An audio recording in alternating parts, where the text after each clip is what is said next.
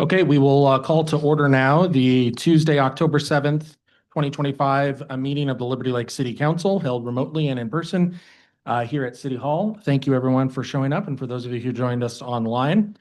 We will begin the meeting by giving our invocation followed by the Pledge of Allegiance. Please stand. Our Heavenly Father, we're thankful for the opportunity to come together as a community this evening. We ask for your blessing on this meeting, that we can counsel together and come up with the best decisions that are in the interest of the citizens of the city of Liberty Lake. We ask for these blessings in the name of Jesus Christ. Amen. Amen. I pledge allegiance to the flag of the United States of America and to the republic for which it stands, one nation under God, indivisible, with liberty and justice for all.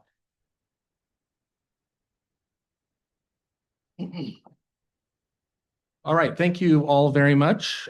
We will begin with our roll call, and I know Councilmember Van Orman is going to be joining us remotely. Councilmember Van Orman.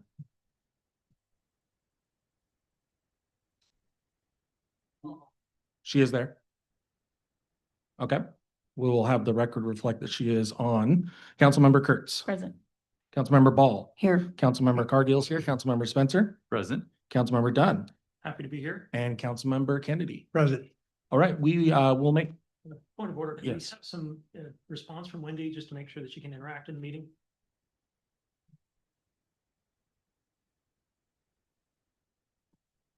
Is she advanced as a panelist, Evan?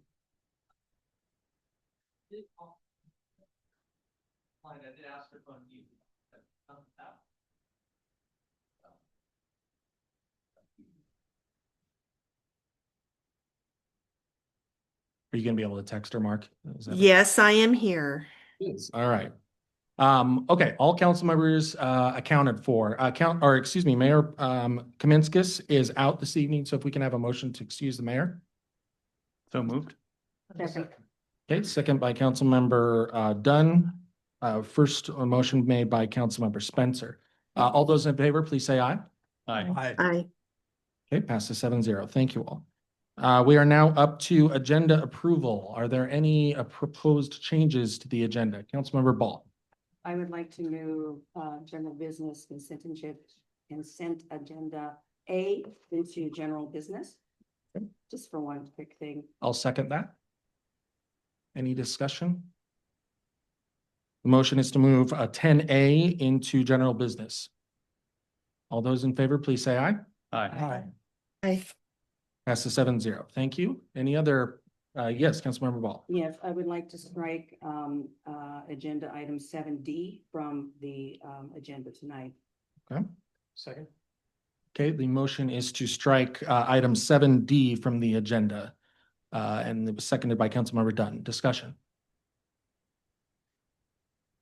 You want to say anything? Well, yeah, I would like to say, oh, I'm sorry.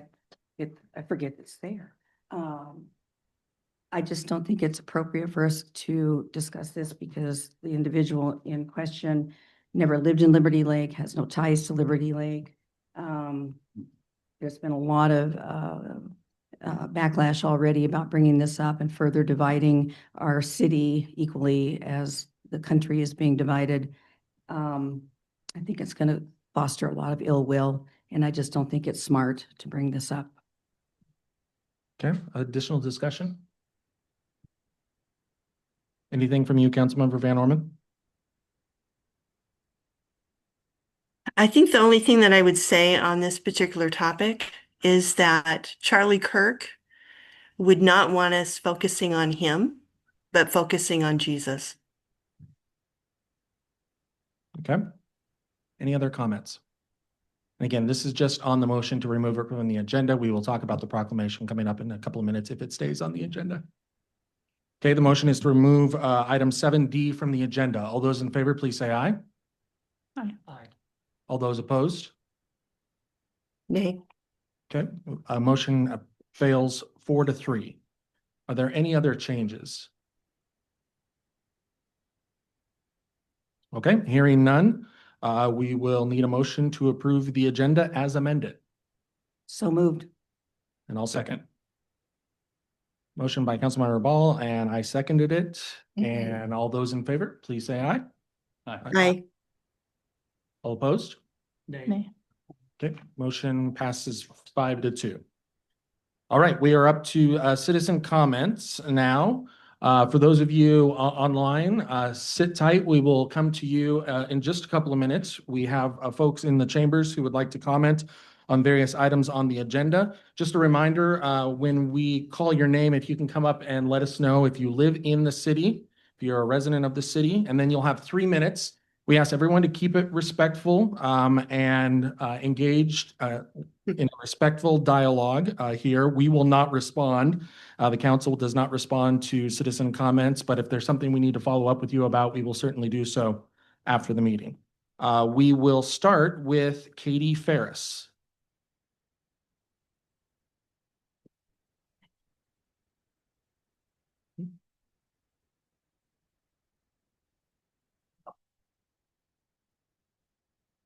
Hi, I'm Katie Ferris. I am a Liberty Lake resident. I'm also a volunteer with Liberty Lake Scope and with Liberty Lake Parks and Arts Commission. And I'm up here to talk about the e-bike information that was on your agenda.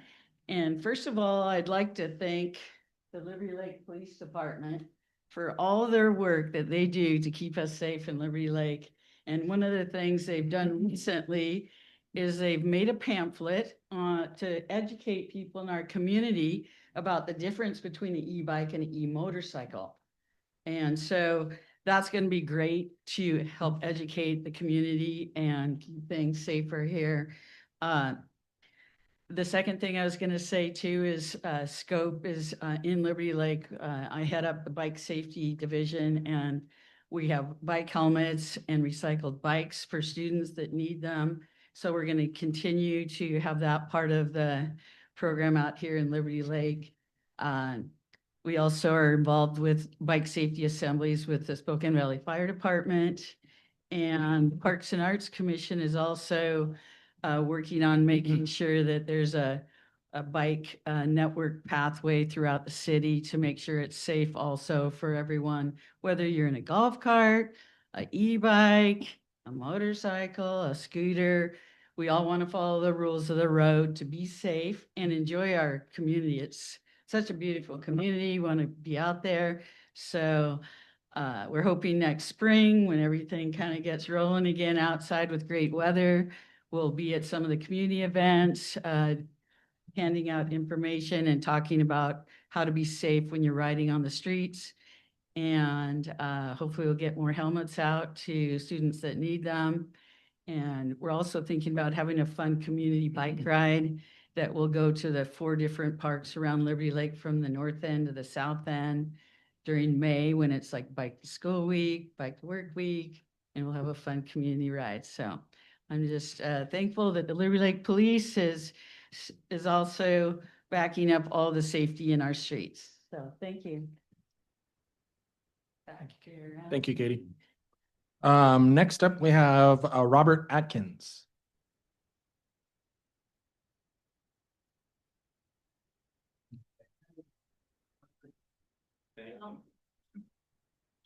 My name is Robert Atkins. I am a Liberty Lake resident, and I'm here to discuss Charlie Kirk, 7D. I'm opposed to Liberty Lake proclamation honoring Charlie Kirk. First, my profound sorrow and empathy to Mr. Kirk's family, wife, and children. Guns are not the answer to political or ideological differences. I did not know much about Charlie Kirk. When I researched him, I was shocked and disturbed to see much of his rhetoric was racial, bigoted, and cloaked in religion. He had his opinion. He was popular with impressionable young minds. Perhaps this kind of rhetoric is something to be wary of. Our country is known as a melting pot. It is of many religions, languages, and skin color. It seems he pitted races against each other, touting fear and suspicion. For example, fear. He warned white people of prowling blacks going around for fun to target white people. Charlie Kirk Show, 5/19/2023. Suspicion. If I'm dealing with someone in customer service who is a moronic black woman, I wonder, is she there because of excellence or is she there because of affirmative action? Charlie Kirk Show, 1/3/2024. These seem to be seeds of hate, fear, and suspicion. Again, I do not support the proclamation. I urge the council to vote no and ask you, where do you stand on racial prejudice? Thank you for your time. Thank you, Robert. Lynn Atkins.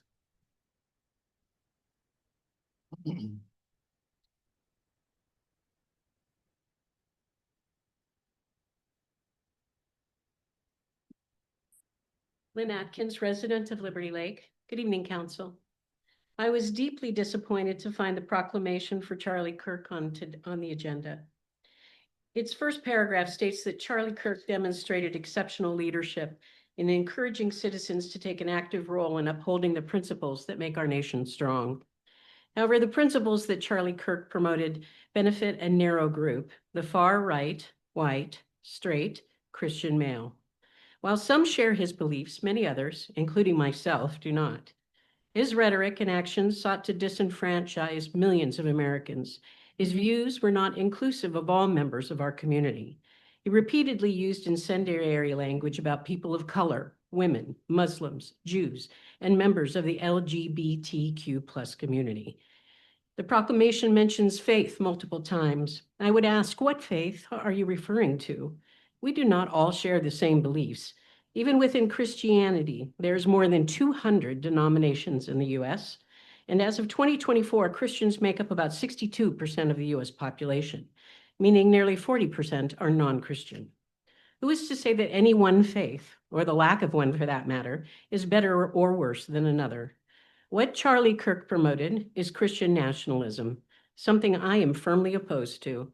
There is a history of religious persecution, which is precisely why the First Amendment exists. It reads, Congress shall make no law respecting an establishment of religion or prohibiting the free exercise thereof. The proclamation also claims that Kirk promoted shared values that unite us as Americans, but the values he advanced are not shared by all Americans, and they certainly do not unite us, they divide us. This proclamation is not Liberty Lake Together. Posted on the city's website, there is a proclamation on equity, which reads in part, the city of Liberty Lake acknowledges that to help create a sense of belonging for all people, we must be inclusive in developing and implementing policies to ensure that city services are responsive to race, color, religion, age, sex, national origin, disability status, genetics, protected veteran status, sexual orientation, gender identity or expression, or any other characteristic protected by law. That is what unity looks like, creating a sense of belonging for all people. I ask you to vote no on this proclamation. It creates division and partisanship. It promotes Christian nationalism and bigotry, and it is not what Liberty Lake should stand for. Thank you for your time. Thank you. Shirlene. Did I pronounce that right, Shirlene?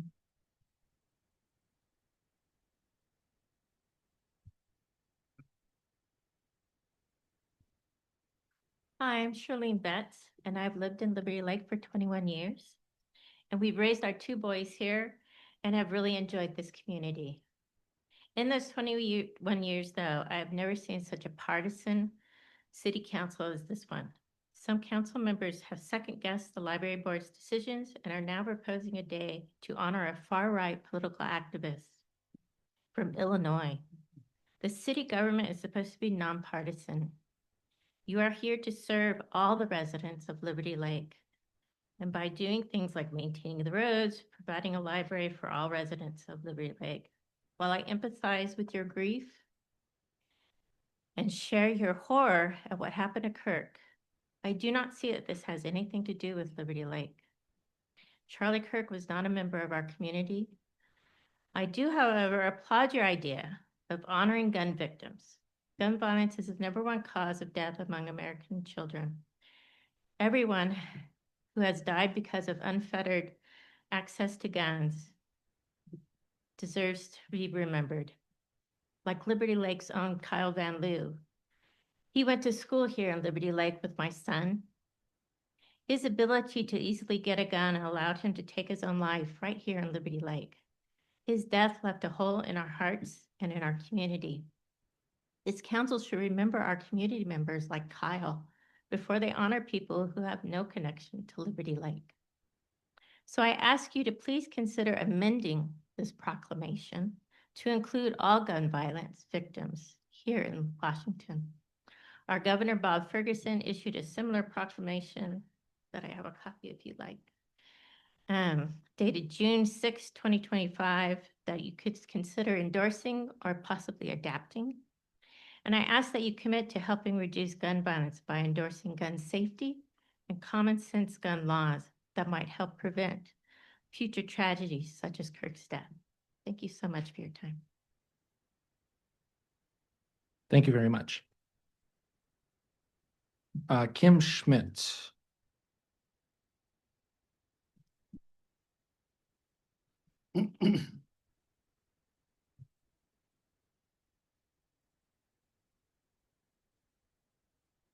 I'm Kim Schmidt, resident of Liberty Lake. While I wasn't the least bit surprised to see the Charlie Kirk proclamation on tonight's agenda, I am once again incredibly disappointed with what some on this council chose to spend their time and our city resources on. Kirk was a divisive, far-right political activist who made millions pushing a white Christian nationalist agenda. Kirk spread views based in bigotry, racism, and misogyny. Regarding racism, in 2024, Kirk stated, "I'm sorry, if I see a black pilot, I'm gonna be like, boy, I hope he's qualified." And then he goes on to state, "Boy, I hope he's not a Harvard-style affirmative action student that landed half of his flight simulator trials. If I stand up here and say, I'm sorry, if I see a black police chief, a black business owner, a black lawyer, whoever, followed by, I hope he's qualified, I would rightly be called a racist because the explicit bias in that statement is, in fact, racist." There are countless examples of Kirk's racism, but I only have 3 minutes. On misogyny, Kirk glorified the life of female subordination. He urged women to abandon their careers and education to stay home and raise babies. I often wonder how he would feel about his wife taking over the helm at TPUSA. After all, she has 2 small children at home to raise. Once again, far too many examples for 3 minutes, but please Google Charlie Kirk dolphin fetus if you want to know more about how very little Kirk knew and understood about a woman and reproduction. Even though he thought he was professional. In 2024, Kirk said, "I want to see executions on TV. Imagine if Coca-Cola sponsored executions. That would be so American, so patriotic. I think children at a certain age as initiation should be required to watch public executions by guillotine. They're holy." Considering the times we are living in with people getting shot at school, at church, at a concert, at the grocery store, at the movies, at a community parade, generally just living their lives, this council's time would be far better spent focusing on public safety than glorifying a man who helped build the very system that led to his demise. We must focus our energy on ending this epidemic of gun violence. Further, if we want to inject our city's business with the bastardized version of Christianity, we might as well just say, hey, let's go straight to the actual teachings of the man from Palestine. You know, feeding the poor, healing the sick, welcoming immigrants, and loving people as they are. It'd be far better policy. So get your priorities straight and get this blasphemous proclamation out of our city hall. It has nothing to do with our city business. It is not fitting or proper words that were used in the proclamation. And since I have 16 seconds and while we're here, free Palestine, drink your horchata warm, release the Epstein files, and for the love of all things holy, do not stay on the sidelines. Get out and fight. Thank you. Just a reminder to those of you in the chambers, please no applause after each of the speakers tonight. And a reminder to speakers, please tell us if you live in the city. Michael Willis.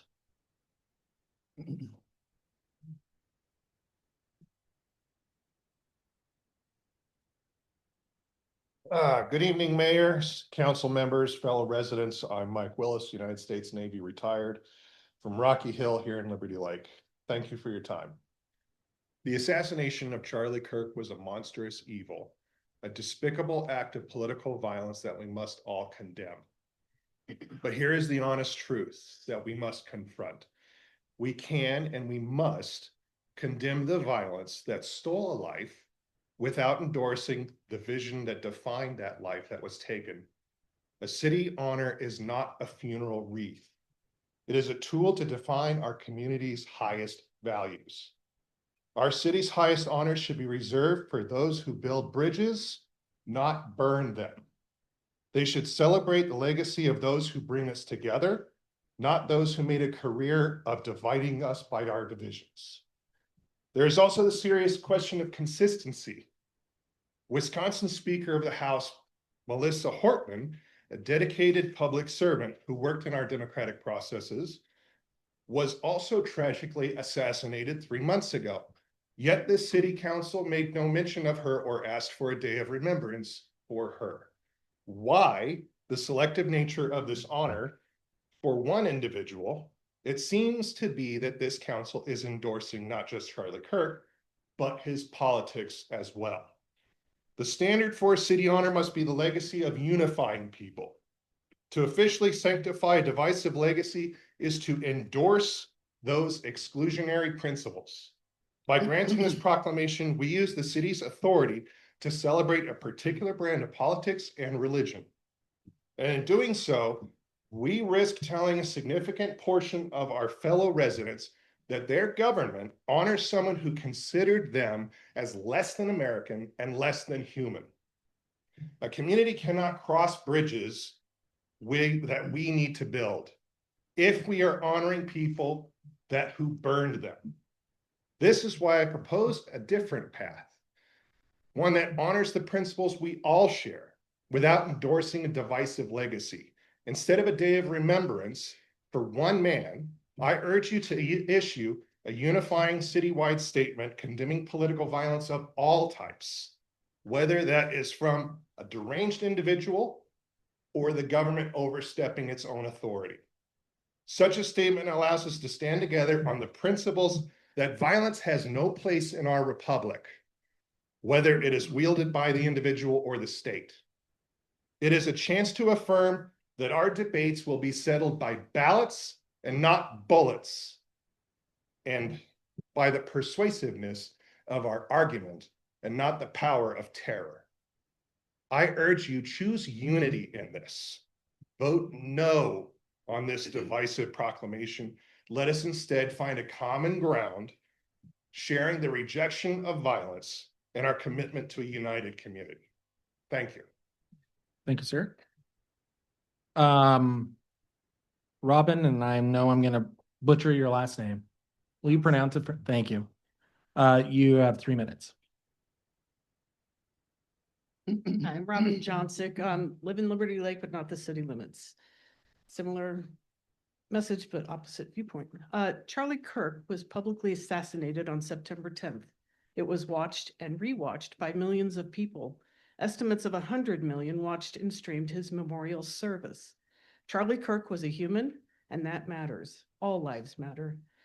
The joyous reaction of some to this assassination has shown that the demons and evil are present among us.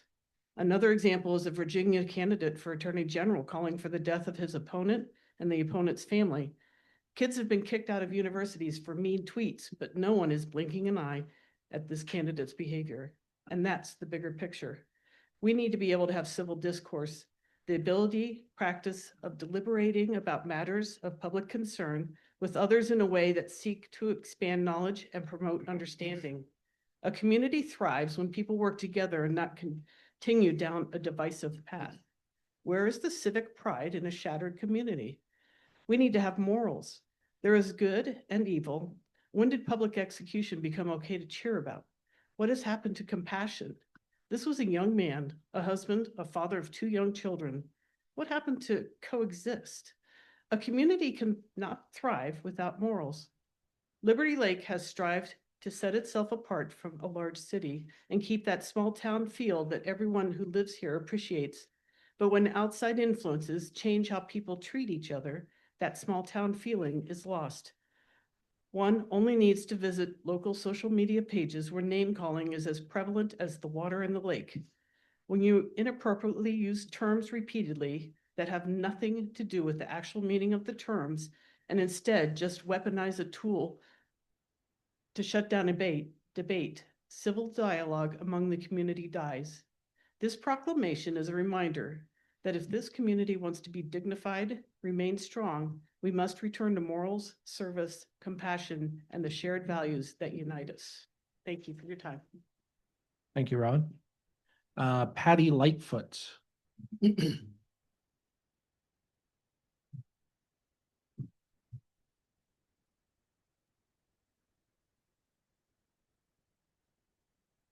Hello, my name is Patty Lightfoot. I'm a resident of Liberty Lake. I grew up here since elementary school through college.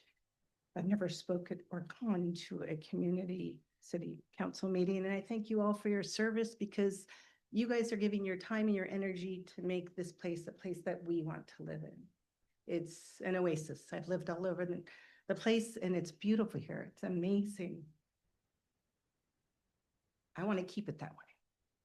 And what you put on the agenda tonight, those of you that raised your hands in opposition of having this removed, cause conflict in our community.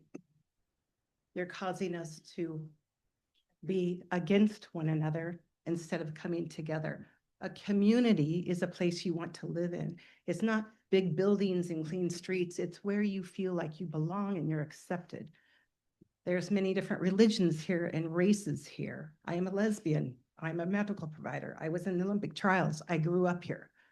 I've been discriminated against my whole life.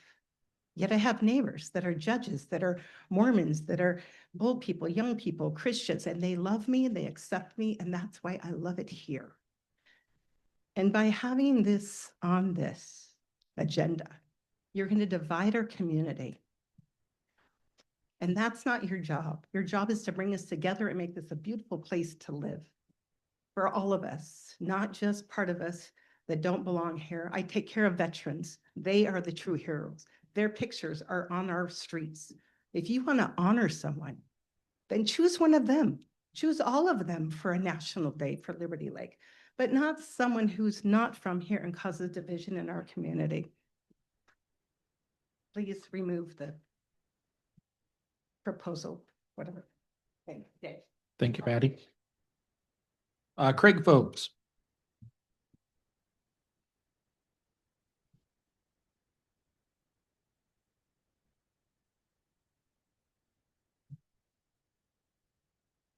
Craig Forbes, resident of Liberty Lake.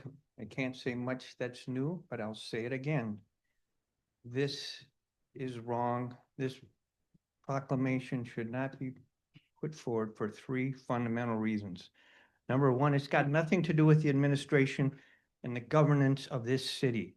That is your nonpartisan task, is to legislate and govern, deal with the necessities of this city, not to bring national divisive politics into this room. Second, this proclamation is on the wrong side of the First Amendment Establishment Clause. This promotes a particular brand of so-called religion and puts the city's stamp of approval on it, and that is unconstitutional. And third, it's just wrong on the facts. As others have pointed out, and anyone can find out, Charlie Kirk was not a paragon of American values. He was discriminatory, he was racist, he was misogynist, and he doesn't deserve this. As Elizabeth Spears wrote in The Nation magazine on the 12th of September of Kirk, he wasn't, quote, he was an unrepentant racist, transphobe, homophobe, and misogynist who often wrapped his bigotry in Bible verses because there was no other way to pretend they were morally correct. Many of the facile defenses of Kirk and his legacy are predicated upon the idea that it's acceptable to spread hateful ideas advocating for persecution of perceived enemies as long as you dress them up in the posture of debate. That is just class privilege. The man who attacked Michelle Obama and Ketanji Brown Jackson, saying that that they'd benefit from affirmative action and they did not have the brain power to otherwise be taken seriously, said it while wearing a nice shirt and a tie, on a podcast instead of standing in a Walmart parking lot. But that doesn't make it any less racist. It's true that we can't know what was in Charlie Kirk's heart because we are not telepathic. But we can make reasonable inferences based on the things he said and did publicly because we are not colossally stupid. This should not be on the agenda, and you should not pass it. Thank you. Sharon McNeil.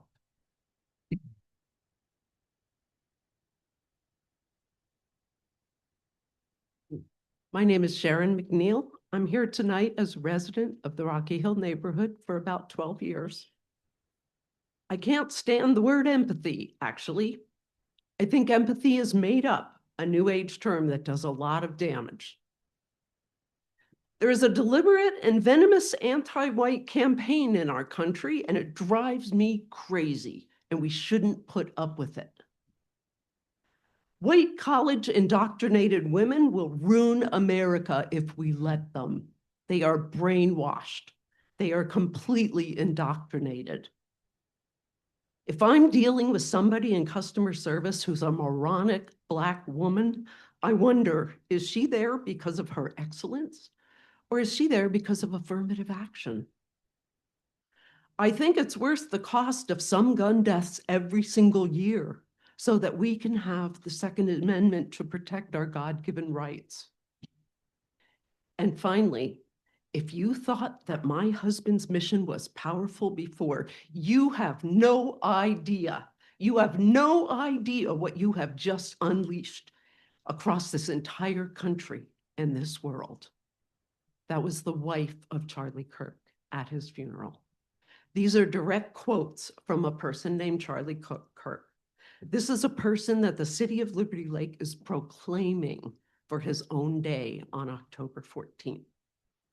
The community vision of Liberty Lake is that we are a safe, family-friendly, engaged community. We're known for our great civic pride. Our mission is to serve with integrity, to preserve quality of life and a sense of community. That's stated on the website of Liberty Lake. These visions and mission statements are in direct conflict with the words of the person that you are proposing to proclaim and celebrate. Does this really embody the values and spirit of Liberty Lake? Are we a community that celebrates voices that divide and provoke and exclude? None of the core values that are stated in Liberty Lake are represented by this person's divisive speech. And what message do we want to send to the world about who we are? Do we want to be known as a place that honors divisiveness, or a city that lives out our American values, welcoming people of all backgrounds, beliefs, and lifestyles? This isn't about silencing opinions, it's about choosing what voices we elevate and honor. A proclamation is not neutral. It's a statement of pride and endorsement, and I believe we can do better. Let's choose to celebrate leaders that bring our community together. I oppose the proclamation of a Charlie Kirk Day in Liberty Lake. It should not be on our agenda, and I urge you to vote against it. Thank you. Thank you, Sharon. Lindsay, I think it's Conley. Thank you. My name is Lindsay Conley, and I am a Liberty Lake resident. Good evening, council members. I come before you not to argue politics today, but to ask for clarity, conscience, and courage. The proposal to observe Charlie Kirk Day is not just ceremonial, it is decisive. As you can hear, obviously, today, right? Let's be honest, we can all seriously look in the mirror and say that Charlie Kirk was not a neutral figure. He was a political provocateur, founder of Turning Point USA and close ally of Donald Trump. His platform was built on mocking woke individuals. I'm a woke individual and I'm proud of it. He attacked liberal values and he promoted divisive rhetoric. I don't think I have to go into, thank goodness, any more of the comments that Charlie Kirk said. These are not isolated remarks. They are part of a pattern, one that degrades women, Black Americans, immigrants, Muslim, and the LGBTQ community. His organization has been linked to targeted online harassment of Black women, and he never publicly condemned these actions. The proclamation before us claims that Charlie Kirk is a passionate advocate for American values, individual freedoms, and civic engagement. It praises his exceptional leadership and his role in fostering a culture of service, compassion, and commitment in the well-being of our neighbors. I ask you, is mocking marginalized communities civic engagement? Is promoting conspiracy theories leadership? Is degrading women and minorities compassionate? Is justifying gun deaths a commitment to well-being? Is silence in the face of targeted harassment service? This proclamation speaks of faith, patriotism, and unity, yet Charlie Kirk's rhetoric was consistently shown to sow division, fear, and resentment. To honor him is to contradict the very values that this city claims to uphold. Leadership is not just about influence, it's about empathy. It's about understanding the lived experience of others, especially those who have been marginalized, silenced, or harmed in any way. And I hear online all the time, context, context, context. What he said, you're not taking it in context. You know what? You're absolutely right. Context does matter. Context is the hanging of Black men just 100 years ago by Ku Klux Klan. Context is Civil Rights Act just 61 years ago. Context is the desegregation of schools 70 years ago. It's women that couldn't open a bank account until 1974 without their husband's signature. Context is the Equal Pay Act that we're still fighting for and not fully realized. Context is the murder of Matthew Shepard, a gay college student, just 27 years ago. Context is the Charleston church shooting.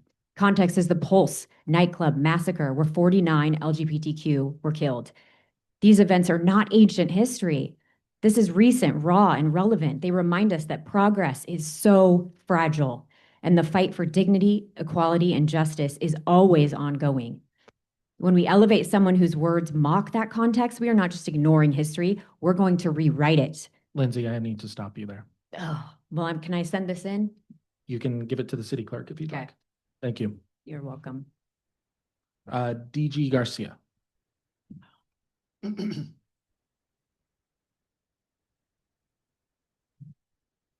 Thank you, Mayor Pro Tem, council members, and honorable city members. I am the city's token DEI. I am the only one in the history of Liberty Lake who was able to finish my AWCs in record time, 4 months. Doing that, maybe today, maybe I was your DEI at the time, and oh boy, how did that happen? Incorporation in 2001, and DG comes along and she does it, but she was put forward by everybody else because they knew they needed one. Well, we all know that's poppycock. I am the United States Air Force decorated airman, receiving the Pitsenbarger Award recipient for heroism in 1986. But somebody might say, saving the life of someone else was me being a DEI doing what they told me to do. That too is poppycock.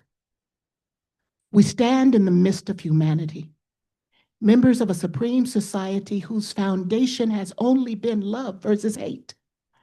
That's been our legacy. Is that what we want to end up with? No, we don't. I was fearful tonight coming to a city hall that I always come to,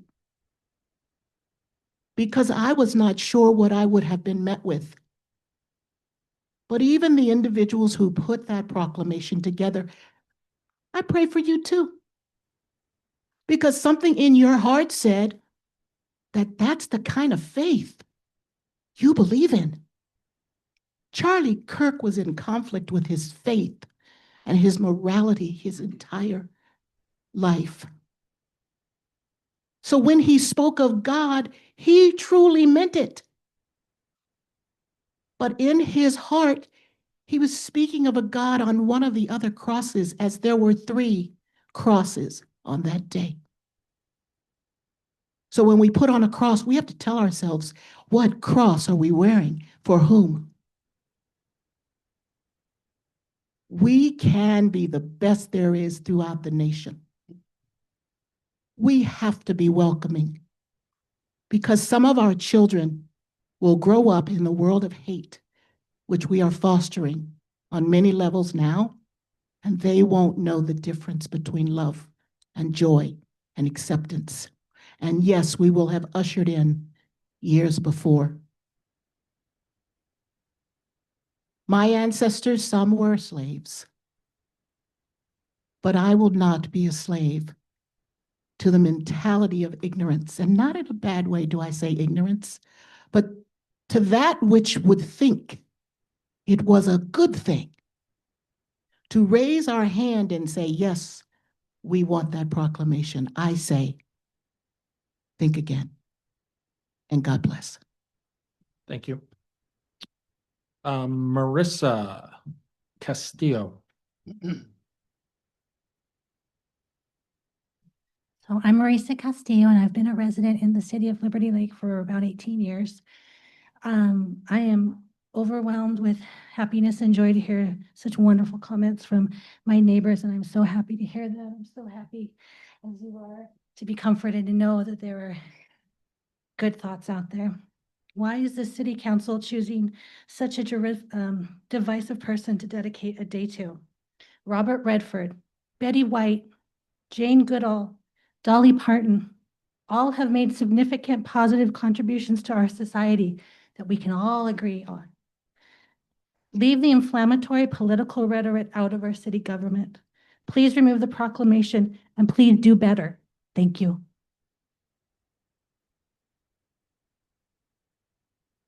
Pat Dockery.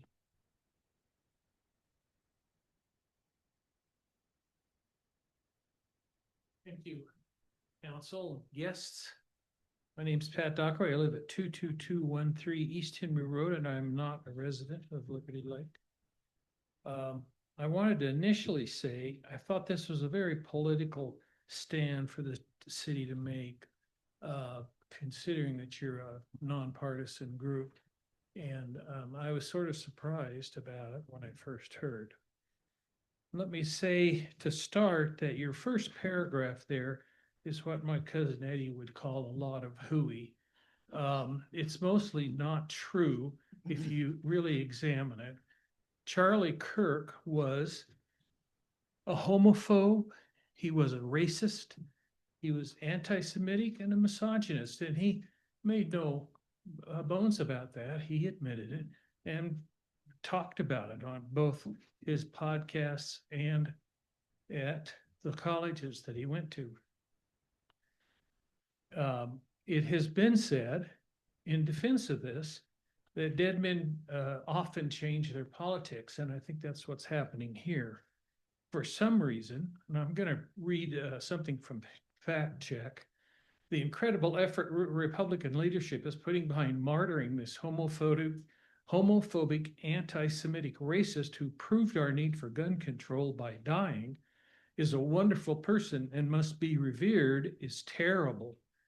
And that's sort of what I stand. I'm going to do one more. Mark Harris says you can write this only if by virtue of your income, identity, or both, you are utterly removed from the consequences of politics.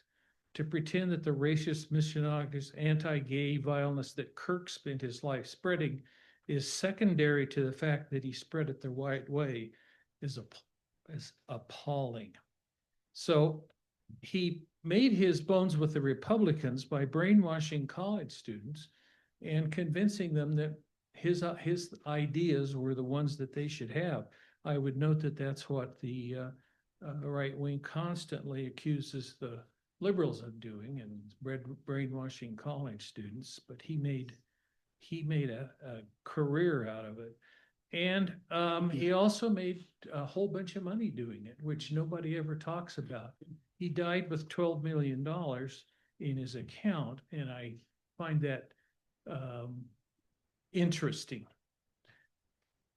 Let me write a couple of quotes to let you see what I'm talking about Black women. Do not have the brain processing power to otherwise be taken seriously. You have to steal a white person's slot to go to be taken somewhat seriously. he said also that I can't stand the word empathy. I think empathy is a made-up New Age term that does a lot of damage. And I think that describes a lot of people that are running our government right now. They don't understand empathy. Pat, I need to stop you there. Your time's up. Is that 3 minutes? That's 3 minutes. Thank you. Okay, thank you. Is there anyone else in chambers who would like to make a public comment?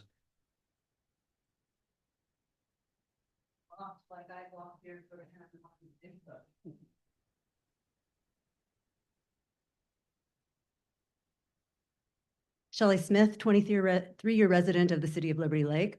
I'm here to comment on the most ridiculous, purposely divisive thing I've ever seen come from this city council, obviously the Charlie Kirk Proclamation. First and foremost, this proclamation does not meet your own proposed governance manual guidelines. Per your proposed governance manual, proclamations must have citywide significance, demonstrate relevance to the city, positively impact the community, or convey an affirmative message to city residents. This proclamation meets none of these requirements. Further, your proposed governance manual states proclamations will not be considered if they are potentially controversial, ideologically political, or religious in nature. This proclamation is divisive, clearly controversial. It's 100% political and meant to paint our city in a religious nature. It fails on all counts. This proclamation is nothing more than a national right-wing agenda, and the good little soldiers on our city council are pushing that agenda. Now let's talk about the content a bit. The faith this proclamation claims our city is rooted in. This proclamation alludes one faith, white Christian nationalism.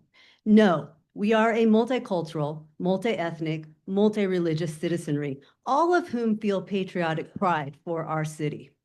I think about Charlie Kirk's quote from a Turning Point Faith event in April 2023. I think it's worth it. It's worth it to have a cost of, unfortunately, some gun deaths every single year so that we can have the Second Amendment to protect our other God-given rights. That's a prudent deal. It's rational. Charlie Kirk's murder is the first shooting Republicans have ever cared about. And as a retired nurse, it's appalling that gun violence is a public health epidemic, the #1 cause of death for American children.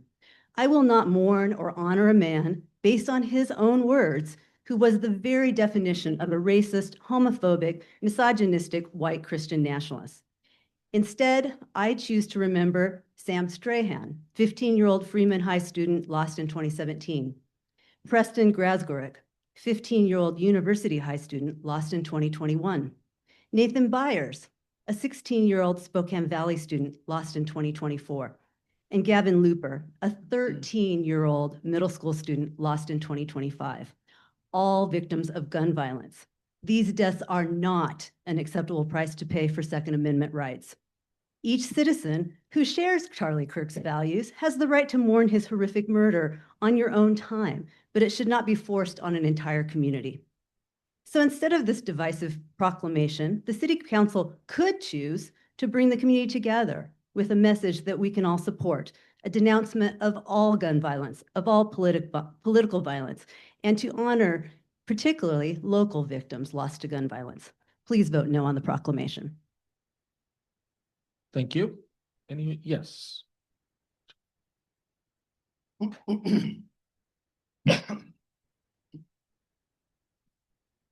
Katayam Natarajan, not a citizen of Liberty Lake, the city, but I've been a longtime resident since the 80s of the community.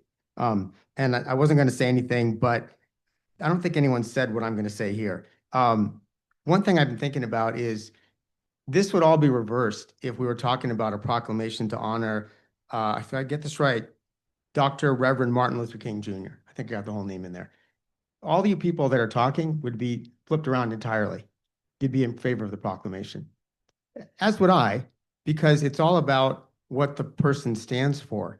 Any kind of murder or death or assassination is awful. I don't think anybody truly in their heart of hearts is happy about someone getting murdered. It's awful no matter who it happens to. This isn't about a horrific crime or any of the horrific crimes. It's about what this leader in the community, in his community, stood for. A lot of people followed him. A lot of people followed Martin Luther King Jr., and they cared a lot about his death. And a lot of people care a lot about Charlie Kirk's death. I understand that. But what I'm worried about is what he stood for. And I'm worried about my community. This is my community too. And since I've been here, things have changed. And I work with people all around the country and they ask me, where are you from? Oh, Spokane. Where? Oh yeah, it's on the Washington border right by Idaho. I live in Liberty Lake actually. And they ask, what about Liberty Lake? Well, here's some things about Liberty Lake and what our community is becoming. We're 93% white. Apparently we're the whitest city in Washington State. All my colleagues across the country were making fun of me because, oh, you come from the whitest city in Washington State, huh? So I guess we're the whitest city in Washington State. We like to ban books. We've had all kinds of official banning of books. So I have to sort of explain that away.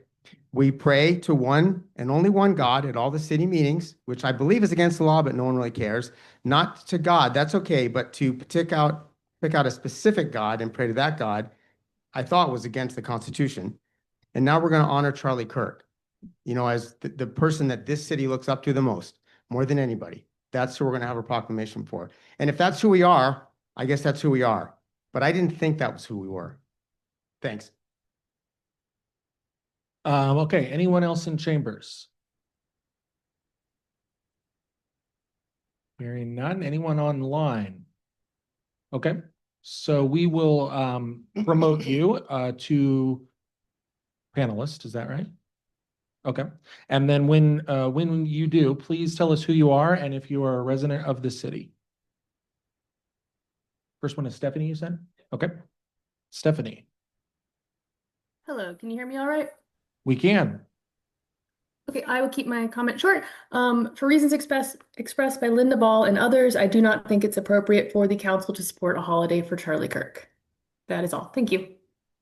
All right, thank you all very much, Stephanie. And who's the next one there, Evan? Brenda. Hello, my name is Brenda Vogel, U.S. Navy retired and 9-year resident of Liberty Lake. I respectfully urge the council to reconsider any proposal to designate a day in honor of Charlie Kirk. My opposition is grounded in civic responsibility, factual precedent, and a commitment to inclusive governance. Charlie Kirk was a polarizing national figure. While some viewed Kirk as a champion of free speech, his public record reflects a pattern of inflammatory rhetoric that undermines civic unity. He publicly stated that some gun deaths every single year are a prudent deal to preserve Second Amendment rights. He also made derogatory remarks, as it has been said, about Black women in public life, including Michelle Obama and Justice Ketanji Brown Jackson, claiming that they lack the brain processing power to be taken seriously. These statements are not aligned with the values of inclusivity, dignity, or respectful discourse that our city strives to uphold. His legacy has prompted widespread retaliation against free speech. Following Mr. Kirk's death, over 100 educators, public employees, and students across the country were fired, expelled, or investigated for expressing personal views about him. These actions have raised serious First Amendment concerns and triggered lawsuits alleging unconstitutional retaliation. Honoring a figure whose legacy includes suppression of dissent risks sending a chilling message to our own residents and public servants. Also, he has no direct connection to Liberty Lake. It has been said, but I will reiterate, Mr. Kirk had no documented ties to Liberty Lake, Spokane County, or Washington State. Civic honors should reflect individuals who have made meaningful contributions to our local community or represent values that unify and uplift our residents. There is a risk of politicizing civic recognition. Designating a day for a partisan figure sets a precedent that may politicize future civic recognitions. It risks eroding public trust in the neutrality and integrity of our local government and may invite future proposals that deepen division rather than foster unity. This is not a personal attack nor a partisan statement. It is a request for thoughtful governance that prioritizes unity, inclusivity, and the public good. I respectfully ask the council to decline the proposal for a Charlie Kirk Day. Thank you. Thank you for your comment. Do we have anyone else, Evan?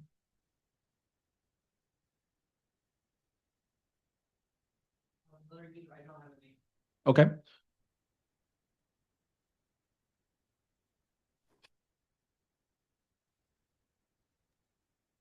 Can you hear me? we can. Please tell us who you are and if you're a resident of the city. Hi, my name is Nicole Houston, and I was a resident of Liberty Lake for about, oh gosh, 9 years. And unfortunately, around 2019 was when I ended up moving my family out of the area.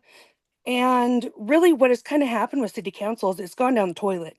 And especially after seeing this proclamation to declare a day for Charlie Kirk, what about the murders of the politicians in Minnesota that were murdered for being politicians? Melissa and Mark Hortman, then their kids no longer have parents. Why aren't we mad about those two individuals and the children that they left behind? What about the attempted murder of the other politician? Why aren't we talking about these other individuals who have been targeted? What happened to Charlie Kirk is absolutely horrific and uncalled for. I do not agree with anything that he really says. But no one deserves to be treated, murdered, assassinated, as how he was. But to sit there and put this evil into our community, it's just going to further divide our community instead of bringing us together. If we are trying to bring our community together, how about let's have a proclamation, like a day to appreciate freedom of speech. Because that's really what I think a lot of us, whether we live in the community or not, like in Liberty Lake, but in just Spokane Valley, for Pete's sake, we are being censored, but Charlie Kirk wasn't, right? Because he had his own platform. We're not able to freely speak about things because we're being censored by the members of city council. And someone made a post in response to what Wendy said that I think was absolutely hit that nail on the head, is that it just causes conflict of interest by having two city councils, or maybe even three, I can't remember, it's been a minute since I've checked, be moderators and censor what is being posted on a Liberty Lake community group. I do appreciate having a group because at one point in time, and I'm sure many people can hopefully remember this, is how great that community Facebook page used to be, where we would talk about things, our families, and there was no division. And this Charlie Kirk thing and a lot of other crap that continue to somehow get on the agenda just continues to divide us as a community. And it sucks because Liberty Lake was it was the heart of growing up. I'm a product of Central Valley School District, spent so much time out in Liberty Lake growing up. And to see where it's at now, it's just disheartening. And I thank you for your time. Thank you, Nicole. Anyone else, Evan? Okay, Joshua, we will promote you here and then please introduce yourself and tell us if you're a resident of the city. Hello, I am Joshua Thomas. I am a resident of the city. I've been a resident for a long time, actually. Went to Liberty Lake Elementary School, graduated from Central Valley High School. My wife and I built a house in the area. Both of our families live in the area as well. And I actually make up that small 7% that Nada didn't talk about. So as a African American citizen of Liberty Lake, I've always kind of known what Liberty Lake was. Policies like this, unfortunately, show me without a doubt what Liberty Lake has kind of become. To say I'm disappointed is kind of an understatement. Again, I think there is a lot of rhetoric trying to say that apathy is the same as celebration. I disagree with that. I think me being apathetic doesn't mean that I'm celebrating the death of anybody. I think it was a horrific thing. Political violence has no place in any society that we live in. But at the same time, going out of our way to celebrate and prop up individuals who, frankly, would rather see me and people that look like me in chains is not necessarily something that I think my city should be promoting. I'm a coach in the area. I coach probably, if you have kids in the area, I probably have coached your kid at some point. And I keep politics out of my coaching. And so it seems kind of odd to me that we're being so divisive and so specific about how the policies that we have from the city council, when me, a young American, compared to many of you, can figure that out. I'm disappointed at, frankly, the fact that I even feel like I have to speak at something like this, because this feels like something that should be kind of agreed upon by all of us. I think we've kind of lost the plot a little bit as it pertains to how we talk to each other and how we respect each other for our differences. I had hoped that one day I wouldn't feel like Liberty Lake was a white nationalist community posing as something more, but it's becoming apparent to me that from the top down, things might be a little more rotten than they first appeared to be. I urge you to vote no on this. I'd like to meet people where we can, and I'd like to continue to cross the aisle for everybody. But I think divisive policies like this really have no place in our city council and, frankly, in our city. Thank you. Thank you very much. Any other comments, Evan?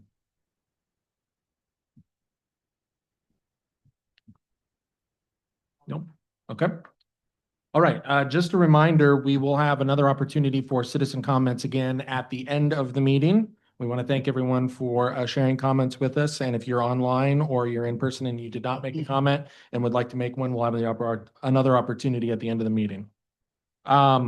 We will move on to item 7 now, announcements, proclamations, and special presentations, proclaiming a National Dog Service Month.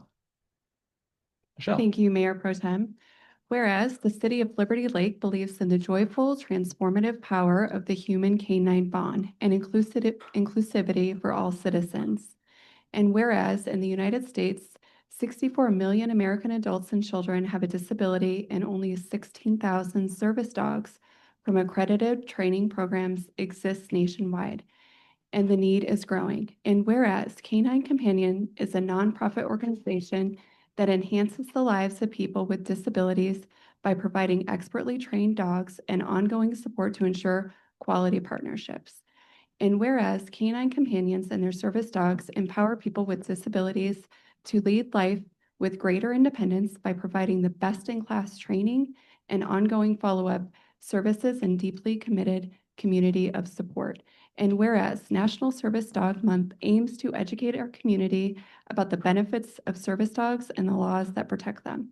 And whereas the City of Liberty Lake continues to work toward becoming an inclusive community in which all citizens and their service dogs are embraced. Okay, I am going to ask for a motion for this proclamation, and then we'll read the rest of it if we get a motion in a second. We'll make a motion to approve the proclamation for National Service Dog Month. Second. Okay, motion by Councilmember Kurtz, second by Councilmember Dunn.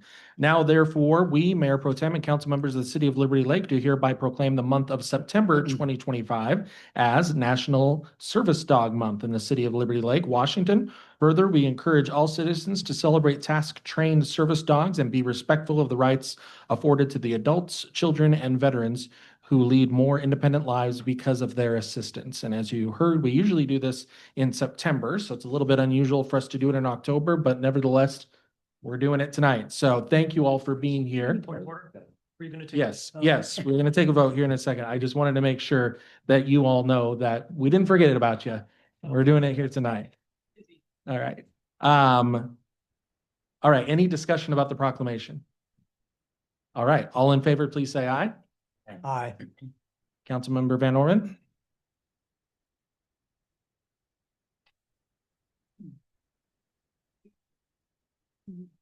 Councilmember Yep. Van, are you an aye? Yeah. Aye. All right. We have it passed here, dated the 7th day of October 2025. And I understand we're going to try to do a picture as well. Do you want to say something first? Yes, I would like to thank the City of Liberty Lake for recognizing this important proclamation for Service Dog Month. It means a lot, not only to myself, to anybody else who's disabled, that relies on a service animal or even a therapy dog to be independent. And these dogs are so important. in our lives, especially Boswell here is in my life. I've had him now for 7 years, and without him, I would have a lot more difficulty, like retrieving things, picking up things that I drop, etc. And also the service therapy dogs such as Serena back here that are relied in courtrooms to help traumatized kids testify in front of the people that abused them, or in cancer centers, etc.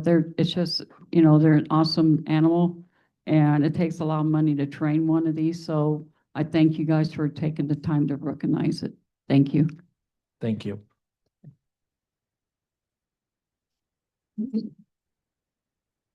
And if you guys want to come to the front here, the council will come and take a picture.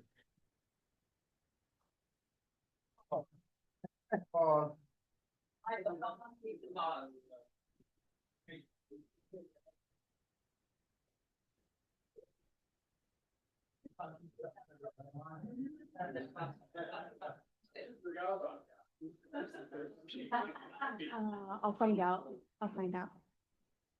It's not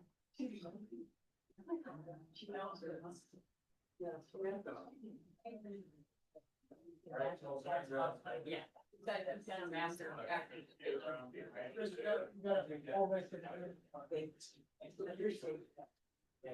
same thing, Sean.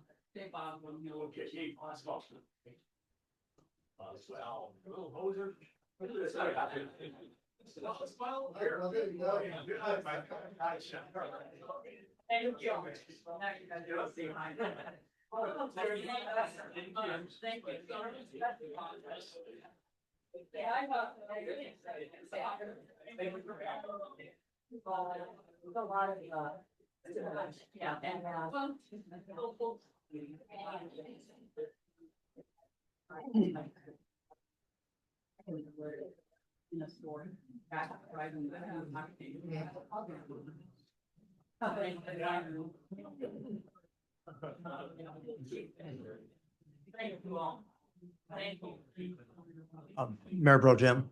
Yes, Councilmember Kennedy. We're going to call, if you need to take your conversations out in the hallway, please do so. We're going to continue the meeting here.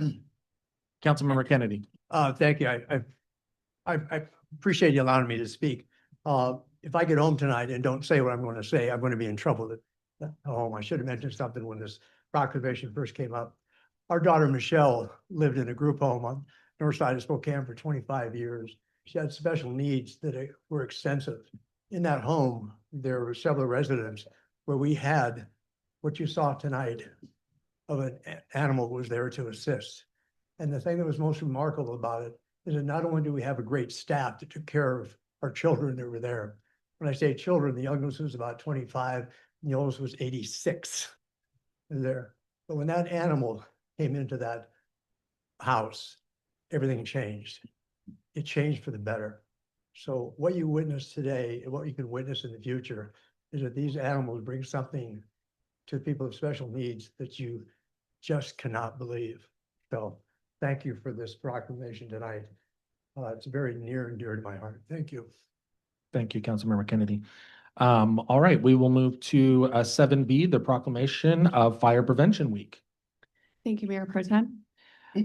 Whereas in the city of Liberty Lake, Washington is committed to ensuring the safety and security of all those living and visiting Liberty Lake. And whereas fire remains a serious public safety concern both locally and nationally, and the presence of lithium-ion batteries and many household devices introduces a unique fire risk. Whereas most of the electronics used in homes daily include smartphones, tablets, laptops, power tools, e-bikes, e-scooters, and toys, all powered by lithium-ion batteries, which if misused, damaged, or improperly charged can overheat, start a fire, or explode. And whereas the National Fire Protection Association reports an increase in battery-related fires, underscoring the need for public education on the safe use of lithium-ion batteries. And whereas residents should follow 3 key calls to action: buy only listed products, charge batteries safely, and recycle them responsibly to prevent battery-related fires. And whereas lithium-ion batteries store a large amount of energy in a very small space, and improper use such as overcharging, using off-brand chargers without safety certification, or exposing batteries to damage can result in a fire or explosion. And whereas the proper disposal and recycling of lithium-ion batteries to help prevent environmental hazards and reduce the fire risks in the home and community. And whereas Liberty Lake first responders are dedicated to reducing the occurrence of fires through prevention, safety education, and community outreach. And whereas the 2025 Fire Prevention Week theme, Charge into Fire Safety, lithium-ion batteries in your home serves to remind us of the importance of using, charging, and recycling lithium-ion batteries safely to reduce the risk of fires in homes and communities. Okay, do we have a motion on the proclamation? I'll make a motion to approve the proclamation on Fire Prevention Week. And second. Okay, motion by Councilmember Kurtz, second by Councilmember Dunn. Any discussion? I have a question. Yes, Is Councilmember the Ball. chief here, Soto? Oh, no, fire chief. Well, is there anywhere local here in Liberty Lake to recycle your batteries? Batteries Plus. Huh? Batteries. Batteries Plus? Where's that? Oh, Any discussion?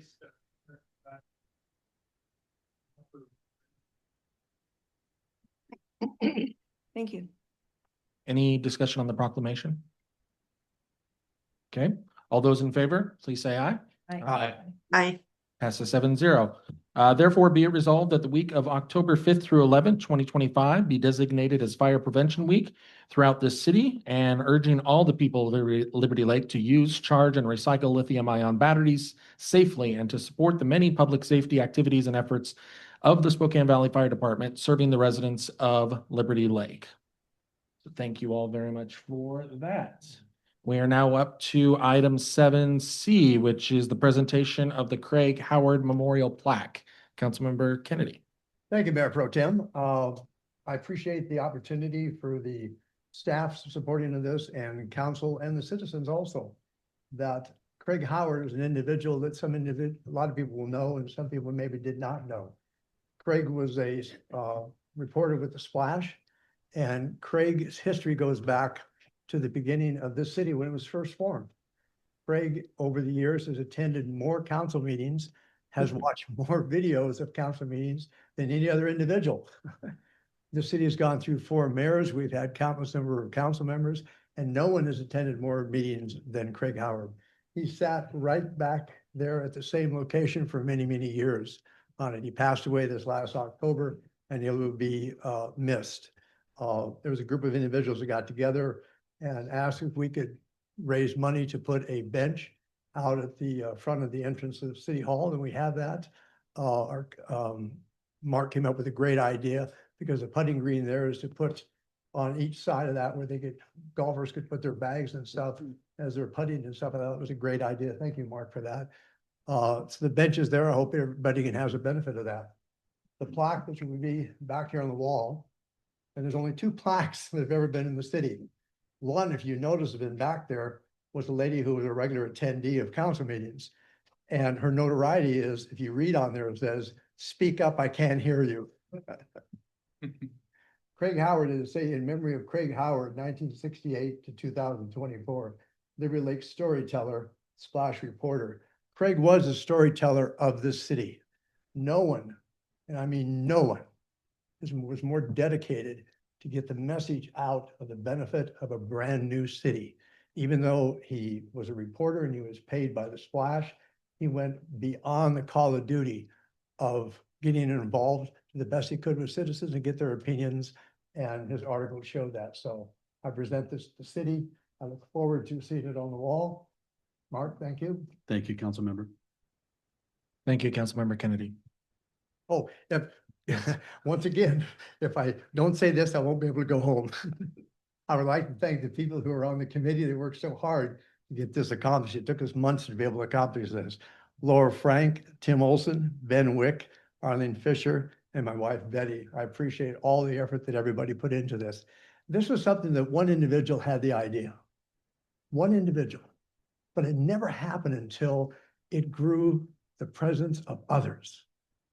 Because that one idea is only there if you throw gas on it or you do something to get motivated by it.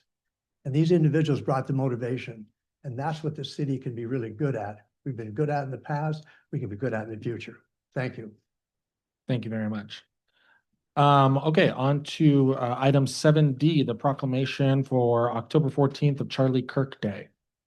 Thank you, Mayor Pro Tem. Whereas Charlie Kirk, a passionate advocate for American values, individual freedoms, and civic engagement, demonstrated exceptional leadership in encouraging citizens to take an active role in upholding the principles that make our nation strong. And whereas the city of Liberty Lake is grounded in a deep sense of patriotism and civic pride, which are essential to the spirit of our city. And we also recognize the importance of faith in shaping our values and the actions of our citizens. And whereas the faith community within Liberty Lake plays a vital role in strengthening the moral fabric of our city, fostering a culture of service, compassion, and commitment to the well-being of our neighbors and nation. And whereas Charlie Kirk's work has inspired many across the country, including within our own city, by encouraging active participation in our democratic process, standing firm in the defense of individual freedoms, and promoting the shared values that unite us as Americans. And whereas it is fitting and proper that we honor those whose contributions align with the values that the city of Liberty Lake holds dear, and recognize a day to reflect on how we continue to build a stronger, more engaged community rooted in faith, service, and patriotism. Okay, do we have a motion before we do discussion on this? I'll move to approve. Okay. Motion by Councilmember Spencer. For the sake of discussion, I will second it. It is on the floor, and now we can have discussion. Councilmember Dunn. Point of order, Mayor Pro Tem, are you a voting member of this council right now? Yes. In your role as Mayor Pro Tem, I'm trying to clarify, Mayor, the role of the mayor traditionally does not vote. Sean, do you want to? Chris doesn't cede his power as a council member to vote merely because he's filling in for the mayor. See, thanks. Yeah. Okay, so the motion is on the floor, or the motion is on the floor. We're having discussion. Councilmember Kurtz. Point of order, I'm not ready to discuss yet, but just a point of order that if you have a conflict of interest, you need to disclose it before discussion. And if there's any private interest in legislation, you need to recuse yourself from the discussion prior to discussing. And if you don't disclose or recuse yourself, if you do have a conflict of interest, you're in violation of our code of ethics. Okay. Discussion. Councilmember Spencer, do you want to go first? Sure, I'll kick it off. You know, I don't have a prepared speech or anything. I do find it interesting, some of the characterizations of Charlie Kirk that individuals have made. I believe some of those have been intentional mischaracterizations. And okay, folks, we're gonna have to not respond, please. If you want to make comments or respond, you can go out in the hallway, but we're trying to continue the meeting here. Councilmember Spencer. Thank you. And I'll just point out that that we don't sit up here and mock you as you come up to speak. We give you respect. So I would hope that you would offer the same respect. Again, we're gonna have to ask you to leave if you continue. Councilmember Spencer. Thank you. What I really would like to focus on, first of all, with this proclamation, you know, individuals brought up the idea that perhaps this is just being brought forward because some of us think that because of the way that Charlie Kirk was assassinated, that is reason alone for bringing forward something like this. I disagree. I intentionally left out the negative consequence of political violence out of this proclamation. I did have a conversation with Council Member Kurtz on the possibility. She had proposed something different, and I felt that the proclamation that she had proposed was different enough that perhaps that ought to be something presented as a separate document. So that does hopefully address our condemnation as a city of political violence, of violence in all forms. But I didn't want to focus on that in this particular proclamation. I'll just say that Charlie Kirk, in his death, he was mourned across the world by millions of individuals. He wasn't a fringe individual who was, as many of you have accused him of this evening. And as a result, and my hope as a result of my hope that we will pass this proclamation is to remember what was the result, what was the reaction of his death. It was millions of people coming together in vigils, in prayer, and mourning, and coming together in communities all over the country, all over the world, and that's just a fact. If I were to die today, there'd be a few people that show up to a funeral, some close friends and family members. I have not had the impact that Charlie Kirk has had on the world. I felt that in considering the different values that we do have in the city of individual freedom and patriotism and civic pride, those are all things he stood for. You can disagree with that if you'd like, but those are things that he stood for. I watched hundreds of his videos, and frankly, he gave people a lot more leeway than I probably would have in sitting there listening to him and to these individuals insult his intelligence, his lack of having a college education, but he let them talk. And he would often tell the other people who were maybe a little less patient than he was, let them speak. I think that's hopefully what we're shooting for in this city. In talking about community engagement and standing up for what you believe, I think right there at that mic shows that we are interested in hearing from the community. We want to hear what you have to say. And I believe that that's what Charlie Kirk stood for.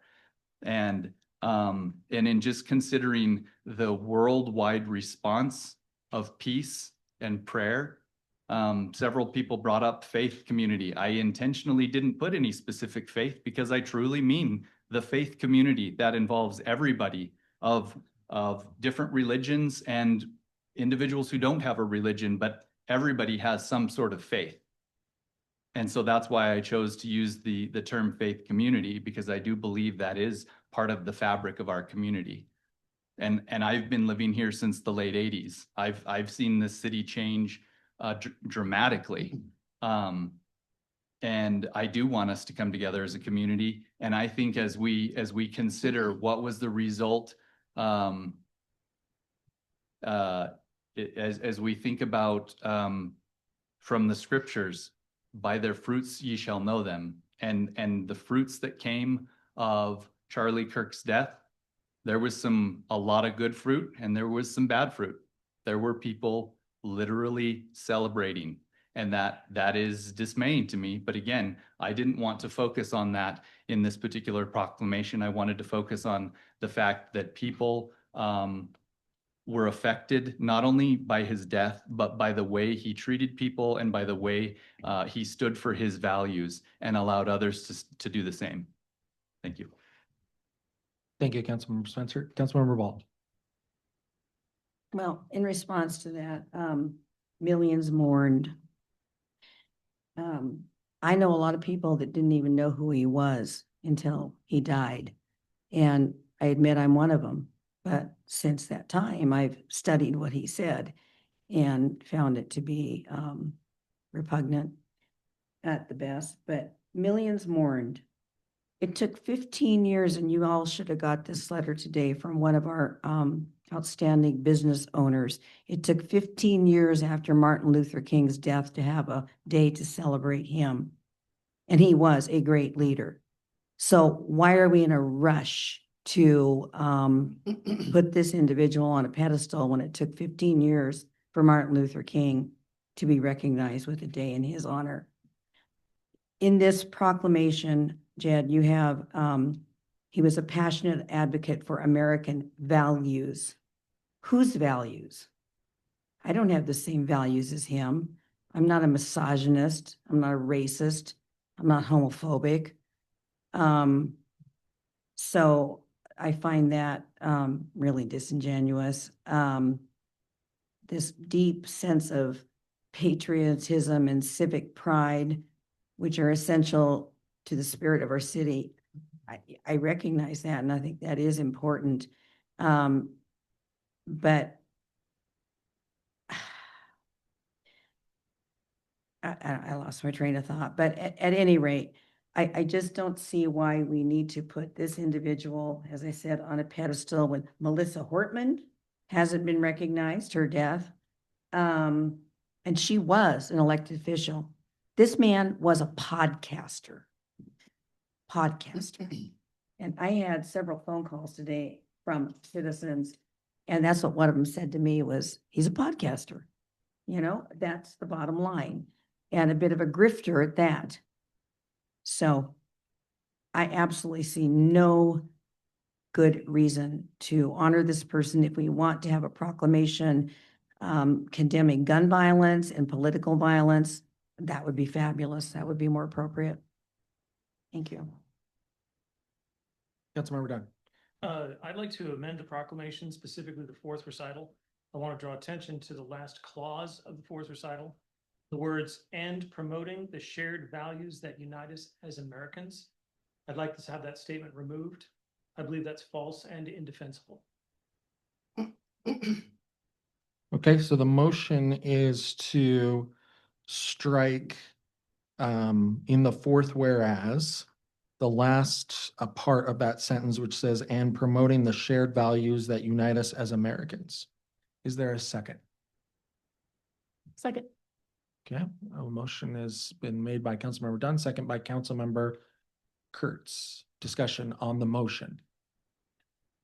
Yes, Councilmember. Specifically, divisiveness is the nature of this character and what had brought him to, I'm going to say the notoriety that he had attained. The word unite here is antithetical to his principle and his motives and his values. So I think that part of his recital is false and indefensible. Okay. Additional comments on the motion? Councilmember Kennedy. Thank you, Mayor Pro Tem. I'm concerned that if we suddenly get into changing what is proposed now, it'll never end. Because if individually we don't care for certain words, and then we put it to a vote, now we're gonna have a discussion. This could go on for a long period of time for this evening. I'm in favor that we leave it the way it is, so we can move forward. Okay. Councilmember Ball. We go back and forth on a lot of issues, back and forth, back and forth. So this is no different. Councilmember Kurtz. The point of the proclamation is civil discourse. So I think that we should be able to civilly discuss any amendments so that it is more palatable for people and to try to come to the middle. Councilmember Van Orman, do you have anything you want to add on this? I can't see you, so I'm making sure. Thank you for asking. I have a lot on my mind to state about this. Just a reminder, this is just on the motion to strike that Yeah, second part of that sentence. I think leave it alone. Okay. What did you say? I didn't know. Said leave it alone. Any other discussion? Okay, hearing none, the motion is to strike and promoting the shared values that unite us as Americans. All those in favor of the motion, please say aye. Aye. All opposed? Aye. Councilmember Van Orman? Opposed. Okay, that motion fails 4-3. If there are other motions, we can hear them now, or we can continue discussion on the proclamation as a whole. Councilmember Kurtz. I'd like to make a motion that we add this year, 2025, to the date. Okay, so this would be in the therefore be it proclaimed, adding 2025 after October 14th. Yes, that's correct. Okay, I'll second that. Discussion? Councilmember Kurtz? My point with that is just that it makes it appear that we'd be doing this every October 14th, and I don't know if that was the intent or not. Okay, so the motion is to add 2025 to the date in the therefore be it proclaimed. All those in favor, please say aye. Aye. Opposed? Aye. Okay. Councilmember Van Orman? Aye. Okay, so it passes 6-1. Any other discussion or changes to the motion or to the proclamation? Yes, Councilmember Dunn. I'd also like to reconsider the 5th recital, specifically the wording, "It is fitting and proper that we stop." Move forward the next predicate to be recognize a day. What I'm asking to remove is the predicate, "We honor those contributions align with the values of the city holds dear." The values that the city holds dear are not what Charlie Kirk represented and spoke directly of in his own words. They contradict specifically the mission of the city of Liberty Lake. I ask that this portion of the clause be struck. Okay, Councilmember Dunn, let me make sure I have this correct. You're asking for from honor to and be removed, is that right? Correct. Okay. Were you gonna? Second. Okay, a motion by Councilmember Dunn, seconded by Councilmember Ball. Discussion on that piece. Councilmember Ball. I just wanted to ask you, can you read it then how it would be? The proposed wording of the 5th recital, "It is fitting and proper that we recognize a day to reflect on how we can continue to build a stronger," and so forth. Yeah. Okay. Okay, any discussions on that piece? Yes, Councilmember Dunn. I'll draw attention to the citizen comments at the meeting tonight and the articulate words of the people who taken their time to come tonight in person to speak on this topic. I believe confidently that this is the voice of the community, what we've heard tonight, as well as what I think each of us have received as individual electeds. I'll refer to the written comments that have been provided to the meeting and also to the personal phone calls that I've received throughout the day.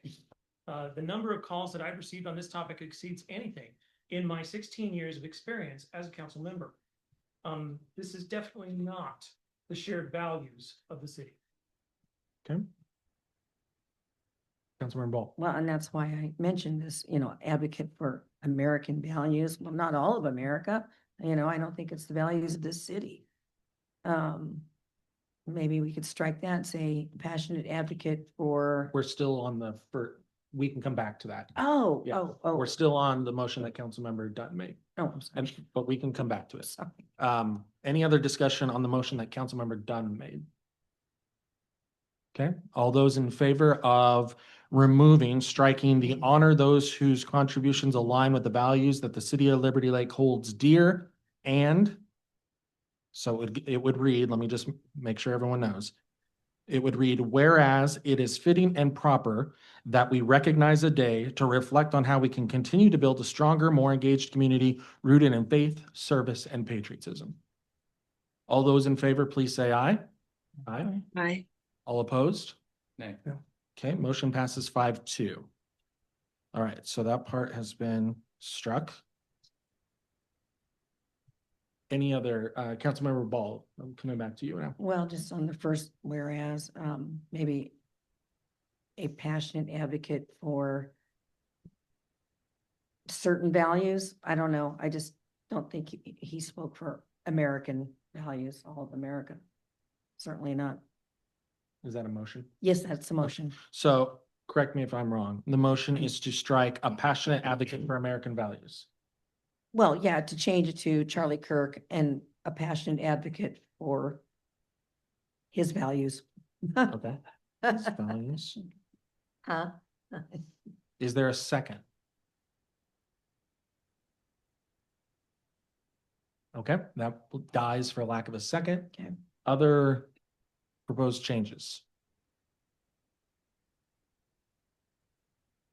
Councilmember Van Orman, any proposed changes that you have? No. Okay. Councilmember Kurtz. So I don't have changes, but I had a few things that I wanted to say. My discussion part of this. Yeah. So I don't just support the current proclamation as written. However, I do appreciate the call to action regarding civic engagement. We've had some remarkable civic engagement tonight, so thank you to everybody who came and spoke and participated online. As Councilmember Spencer noted, we did speak on Friday. I wanted to know if he was opening to broadening the scope of the proclamation to denounce violence, political violence in all forms. In addition, in that conversation, I shared some suggestions aimed at creating a civic engagement day more broadly that called upon the community to do a few certain things, which may or may not include engage in meaningful conversations across differences, denouncing violence and hostility in any form, whether physical, verbal, or digital, to think before reacting and act with compassion and care, to listen more deeply, speak more thoughtfully, and seek compromise where possible, to take part in local efforts to serve, connect, and strengthen our neighborhoods, and work together to build a community rooted in respect, empathy, and shared responsibility. The recommendations that I had were a draft. They were kind of initial glance at trying to put something together that was more broad. But my recommendations coincided with a recent resolution passed by the International Association of Chiefs of Police that urged, quote, political and community leaders to exercise restraint, responsibility, and thoughtfulness in their public statements, recognizing the influence their words have on public behavior and safety. And it also noted the importance of educating leaders and the public on the importance of maintaining civil discourse, especially in times of political or social tension. And we are in a time of political and social tension. Councilmember Spencer and I had a really good conversation. However, the core tenets of the proclamation, which he explained that he proposed tonight, were not open for adjustment. And he explained why he felt that way. But in my opinion, the current proclamation sends a message that only certain voices belong. And I disagree. In the context of current politics, this proclamation reads like a loyalty test, and it does not have a place in city business, and it is not a core function of government. As an elected official, I cannot in good conscience vote to tacitly align the city of Liberty Lake with increasing divisiveness, calls for civil war and vengeance, vows of retribution, or the erosion of free speech protections, particularly in the absence of introspection. When leaders respond to tragedy with hostility and inflammatory posturing, and other times with silence or mockery, it sets a dangerous tone. Aligning our city with uncivil behavior amounts to a deliberate and irresponsible endorsement and is something I will not support. Liberty Lake is better than that. Proper civic engagement depends on listening, reasoned argument, and a willingness to engage with differing perspectives, which is a message that I heard loud and clear tonight from the public, and I thank you. Civil discourse is inherently uncomfortable and requires discipline, but it is essential for us to get off this merry-go-round of selective outrage, justified hate, and antagonism. One of my favorite quotes is, "What you tolerate will continue." And I don't like it because if you tolerate, it continues. I like it because it's a message that if you continue to tolerate things, it continues, nothing changes. And I think we must all take a moment to think about the hate that we give. Hate is not a starting point. It's a response, and it is not normal. Hate is not normal.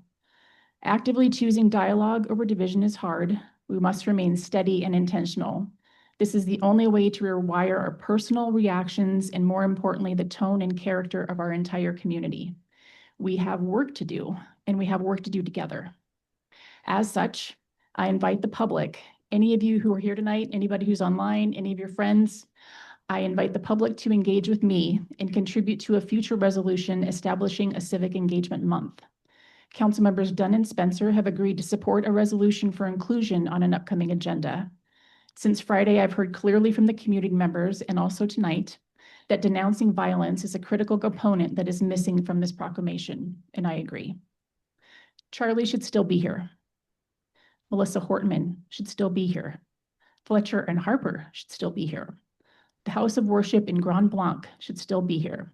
Sam Strahan should still be here.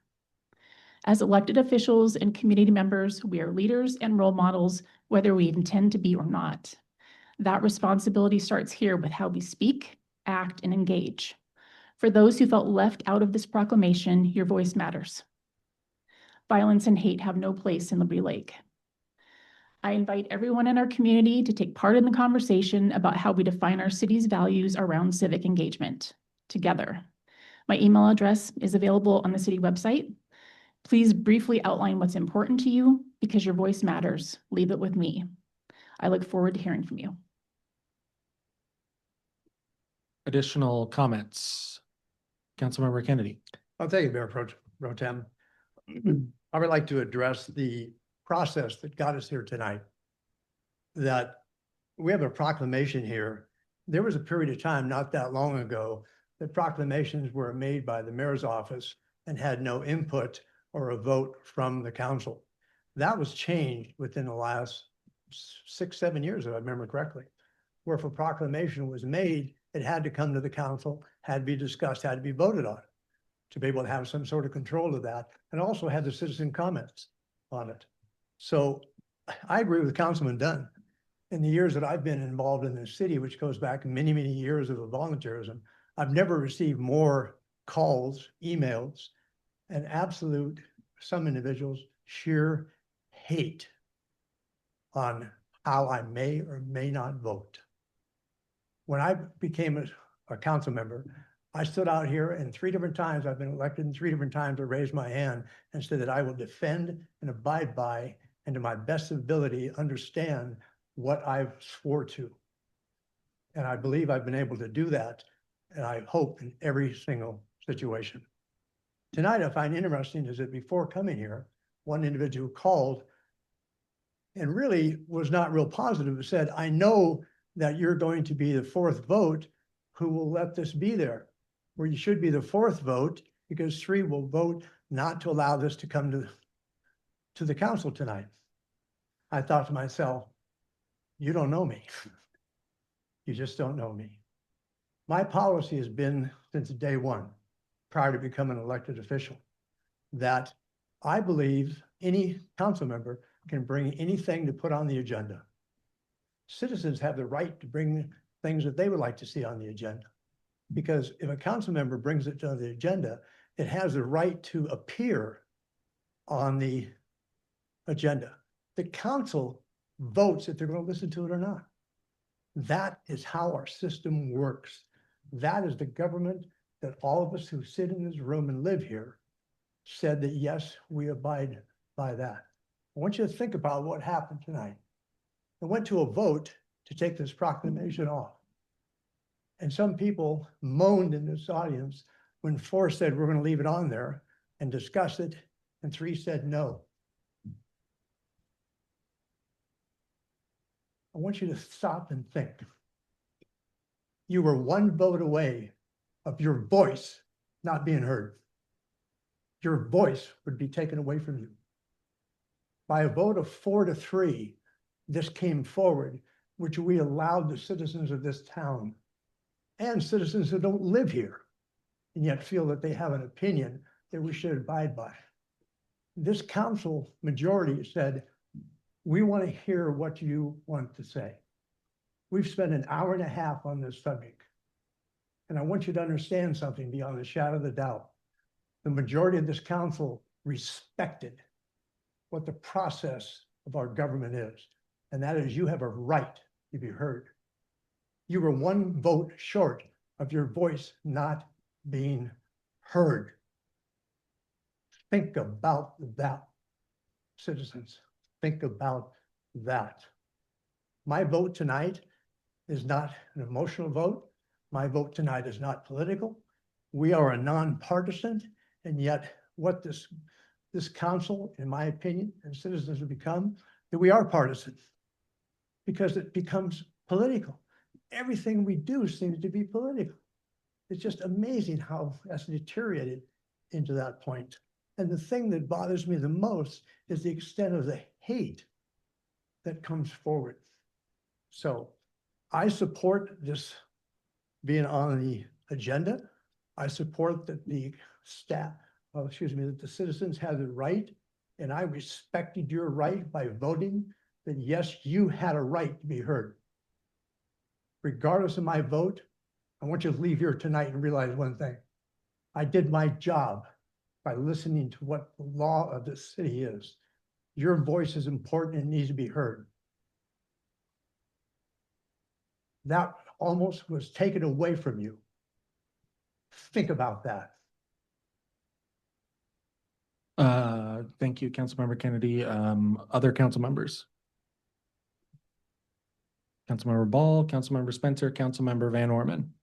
Thank you. Thank you for recognizing I have my hand up.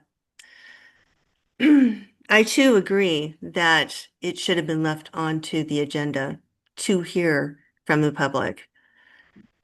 It's nice to see that people are calling and stating how they feel. And we are one community. And I did hear you. I also know that the proclamation was issued by the federal government for October 14th.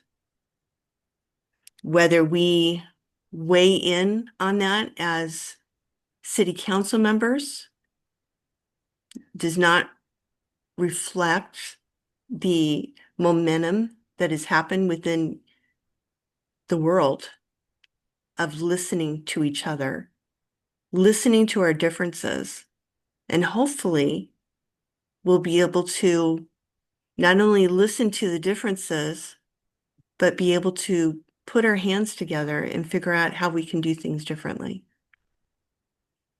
Freedom of speech is huge, and everyone should have a voice without retaliation. Thanks for listening. Thank you. Councilmember Dunn and Councilmember Ball, we have not heard from you yet. I speak in opposition to this. I was disappointed and saddened by its inclusion on our agenda. I believe it is the role of our electeds to bring the people together, and that this action is a deliberate objective of drawing a bright line to separate an us from a them. That isn't, in my opinion, what our community is about. And as much, I don't think that that's the nature of the governance of the city of Liberty Lake. Yeah, I believe this is far removed from what our objectives and our responsibilities are. And I cannot support this. Okay. Councilmember Ball. If you want, you don't have Oh, to. no, I just wanted to say that, our job should be fix the roads, build the library, do whatever. Though that's our job. It's not promoting any kind of divisive issue. So I think we just need to concentrate on what we're here for, to make Liberty Lake a great place to live. Not have potholes that we're going to lose our car in. And I oppose this proclamation. I was not happy about it being on the agenda in the first place. Okay, thank you. you. I'll make a couple of comments and then we can go around for round two if the council prefers. When I first heard about this proclamation, I didn't know if it was necessarily something that we needed to do as a city. I didn't really follow Mr. Kirk all that much, but I did know that he inspired a lot of young people in particular with what he did on college campuses. And these were people from all political persuasions.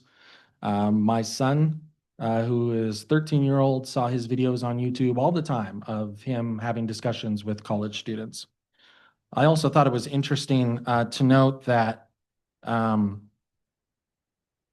what I saw on CNN, the night before he died, he apparently sent a text message to a liberal commentator on CNN proposing a debate on an issue that they cared about and said it would be a civil debate. And that liberal commentator responded, yes, let's absolutely do it.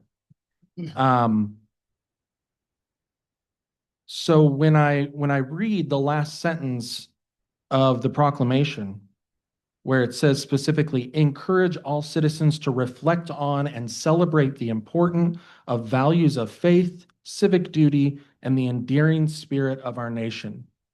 I'm trying to figure out what is wrong with that.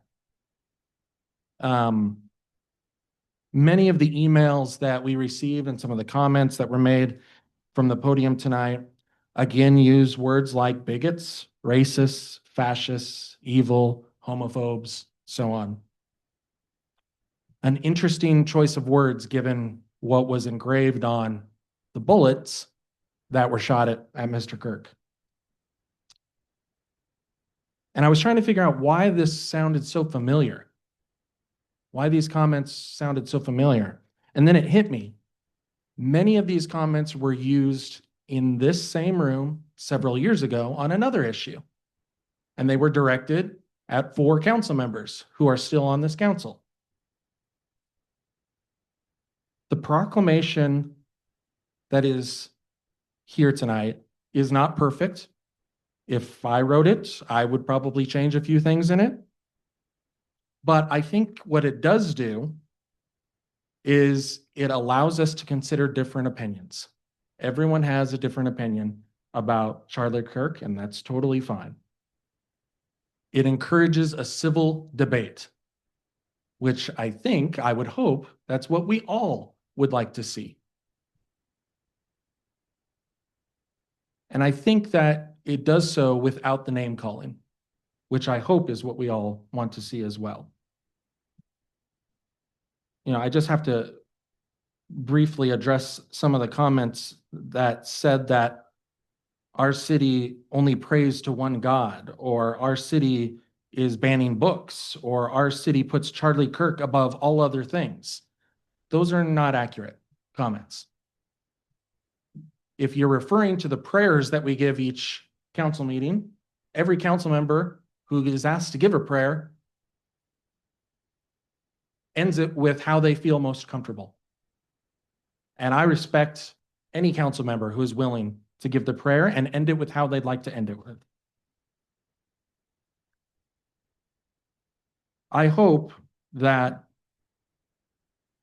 this proclamation, instead of riling people up and again repeating things like racist and sexist and misogynistic and all these other words, I would hope that the proclamation, if it does nothing else, would challenge us all to a more civil debate on issues and agree that we may disagree on those issues as well. That's all I have to say, and we can continue with the discussion or we can go to a vote. I call the question. Okay. Does anyone else want to continue the discussion or be opposed to calling the question? Councilmember Van Orman. I request we record the votes, recorded votes. On the call to question or on the proclamation? Oh, I'm sorry, excuse me, on the proclamation. Is there a second on the call to the question? I'm sorry. Although I don't think it's going to matter because I think we're all ready to vote. All right, so we have a motion on the floor for the proclamation that was, remind me, Rochelle, because it's been a while. It was made by Councilmember Spencer, and I think I seconded it. Is that right? Yes. Yes. Okay. All right, and we're going to do a roll call vote as requested by Councilmember Kennedy. Councilmember Ball. As amended, correct? Correct, as amended, yes. So we struck that that honor sentence. Oh, and also the date. And the date, yes, thank you, the date as well. All right, Rochelle, will you call the roll, please? Yes, Councilmember Dunn. Nay. Councilmember Kennedy. Nay. Councilmember Spencer. Yes. Councilmember Van Orman. Nay. Oh, let's just pause for a second. I want to make sure everyone knows what we're voting on. We're not voting on the call to the question. We're voting on the actual proclamation. Okay. That I know. Yes. Okay, so Councilmember Van Orman, are you a yes or no? That is a nay. You're a no. No. Okay. I'm sorry, Rochelle, continue. Mayor Pro Tem Cargill. Nay. Councilmember Ball. Nay. Councilmember Kurtz. Nay. You want to say the result? Sorry, I have to take a moment. Nay. Yep, 6-1 nay. Thank you. The vote was 6-1, no. All right. Thank you all. We are moving on now to. Mayor Pro Tem, can Yes. I interject a question? Yes. Would it be acceptable to move the reports and inquiries down to the item above adjournment? We have a volume of business that we Yes. need to get through, so. Yes. Is that okay with the rest of the council? Yes. Okay. All right, we will move on then to workshop discussions, the collective bargaining agreement with the Liberty Lake Police Guild. And as the chamber clears here, Kyle Dixon and some of the guild members will be coming up for a short presentation. I'll just introduce the item as they're making their way up to say, this collective bargaining agreement that we will give you a high-level summary of tonight and plan to bring back for consideration at the October 21st meeting is an agreement that will ultimately replace the current collective bargaining agreement that expires on December 31st of 2025 if council so chooses to approve it. And with that, I will turn the podium over to Kyle and the members of the guild to talk you through the high-level details. Thank you, Mark. Mayor Pro Tem, council members. So back in July of this year, we started discussions, myself, Mark, our HR manager, Heidi Workman, and the mayor from the city side, and then the guild, who we'll introduce here in a second, discussions on a new 3-year agreement. Our current agreement expires December 31st, 2025.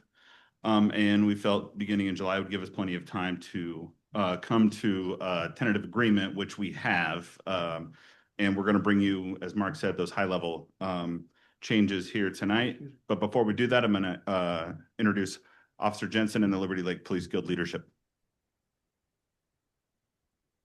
Thank you, Kyle. My name is Kelly Jensen. I'm a police officer with Liberty Lake. I'm also the president of the Liberty Lake Police Guild. I'm here with my vice president, Justin Holm, and my secretary treasurer, Kyle Fritz. We make up the executive board of the Police Guild. We represent all of the officers, corporals, detectives, and sergeants here in Liberty Lake. We currently have 20 members, and I believe it's in the works to add to our numbers here in the very near future. So I hope we can answer your questions today. We came to this agreement working with Mark and Kyle and Heidi. It was a very good discussion. It was a very civil discussion. And I think that we came to something that can serve both the police department, the police department, the police guild, and the citizens of Liberty Lake equally. So I'll turn it back over to Kyle. Thank you. Thank you, Kelly. Next slide, please, Evan. So the agreement in its current format has 35 articles and an appendix. And so what we're bringing forward to you tonight are changes to 13 of those articles, and then obviously the pay scale that we'll touch on last. Next slide, please, Evan. The very first one revolves around hours of work. And so currently the Liberty Lake Police Department operates on 12-hour shifts. They're either 3 on, 4 off, or 4 on and 3 off. That it will continue into the new agreement. However, there is additional discussion. There was additional discussion on some additional options potentially for the Liberty Lake Police Department to exercise. And then I'll have Kelly dive further into what those might be. but it just gives another option for chief in the guild to pivot as they see fit to serve the needs of Liberty Lake, most effectively.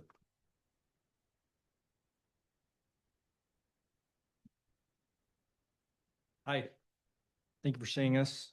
Regarding the schedules, as of right now, we are on a rotation. It's 4 days on, 3 days off, 3 days on, 4 days off, rotating 12-hour schedules. With that, we've spoken to the chief regarding those schedules, and he would like some more options regarding those. So we have come up with approximately 3 different schedules altogether that we will be formulating, coming up with the different hours of work, different schedules, bringing them to the chief and negotiating with him on what he would like to rotate.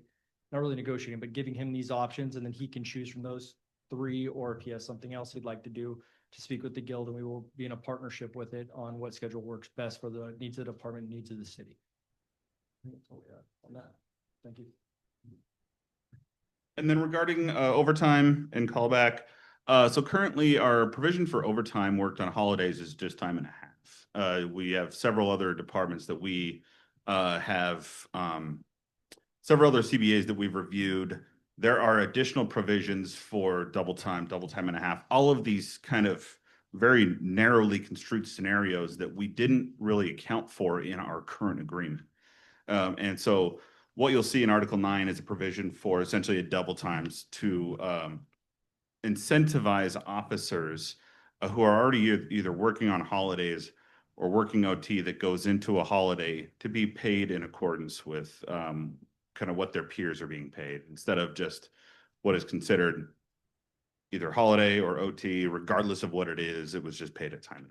So that is narrowly construed, but it is an important distinction for us to be able to incentivize some officers to take those shifts where they may not have been in the past. And so policy enhancements regarding staffing shortages, I know that this was important to the guild as well. I'll let them expand on that as well.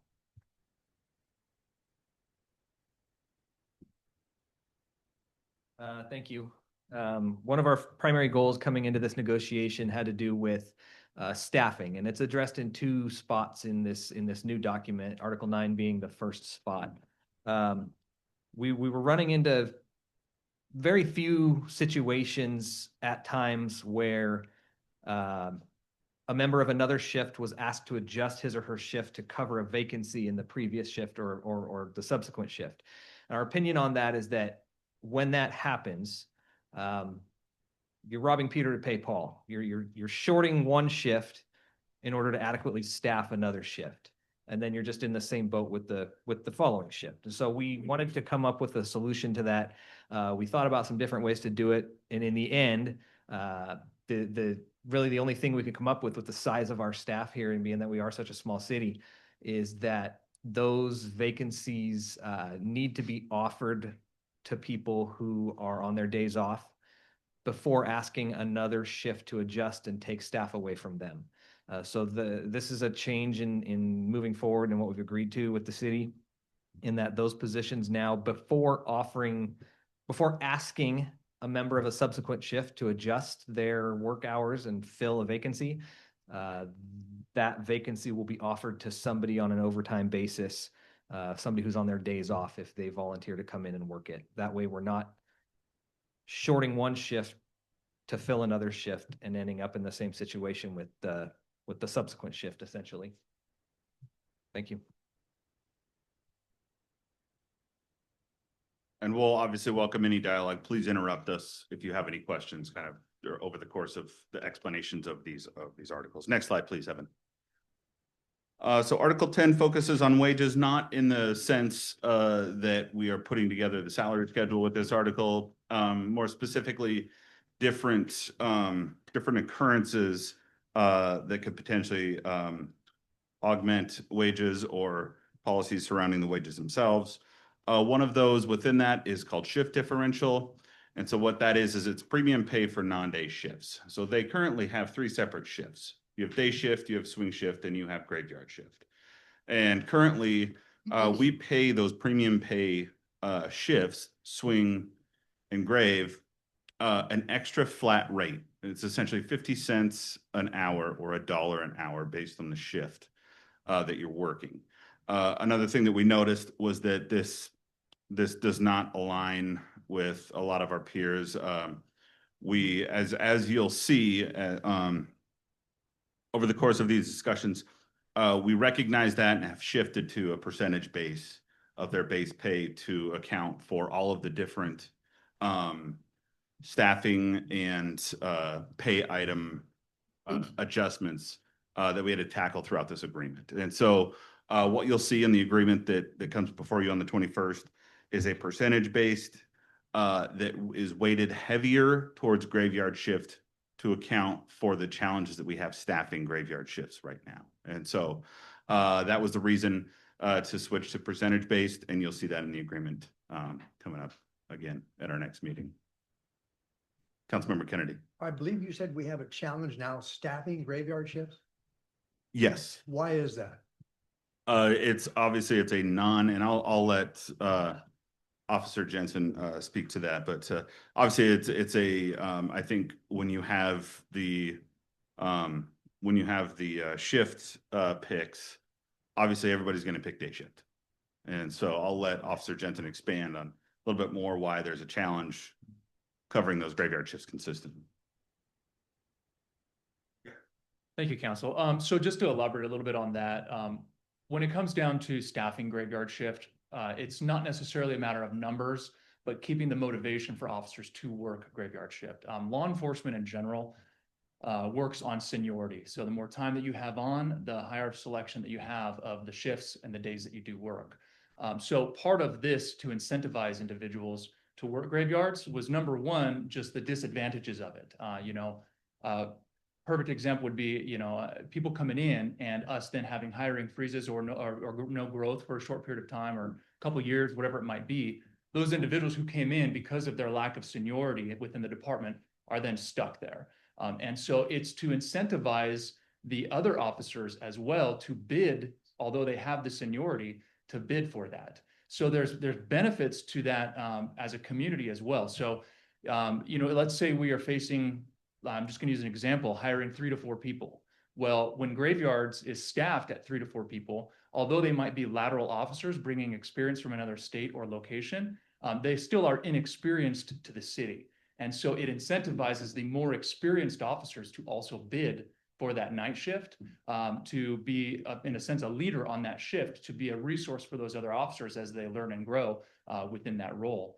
So our goal with this was to make each shift equally desirable to work for even officers who have been here for 10, 15 years. How about the incentives to keep your job and work as a team? Is it suddenly we have to be in a position to encourage people to do their job because they have to work at night? Well, do you see a little confusion here? Yeah, sure. I'll welcome the chief up here to make comment on that. So, Mr. Kennedy, you have to realize that we're not just talking about law enforcement. We're talking about hospital workers, or we're talking about people at a factory. Shift work is extremely hard on you psychologically and physiologically. And there are a plethora of studies out there that show how traumatizing night shift is, especially when you get past 10 hours. And we work 12-hour shifts. So the stress that puts on your families, the stress that puts on you physiologically and psychologically, it increases absenteeism, it increases turnover rates, and not just our profession, but like I said, there's studies out there. There's numerous studies on, like I said, a plethora of professions out there. Night shift is extremely hard on your body and your mind. And so again, when that happens, we start seeing those issues with absenteeism. And unfortunately, we haven't seen the turnover, but definitely with absenteeism. And what that creates is overtime shifts. And then that creates another problem where we're having trouble filling overtime shifts.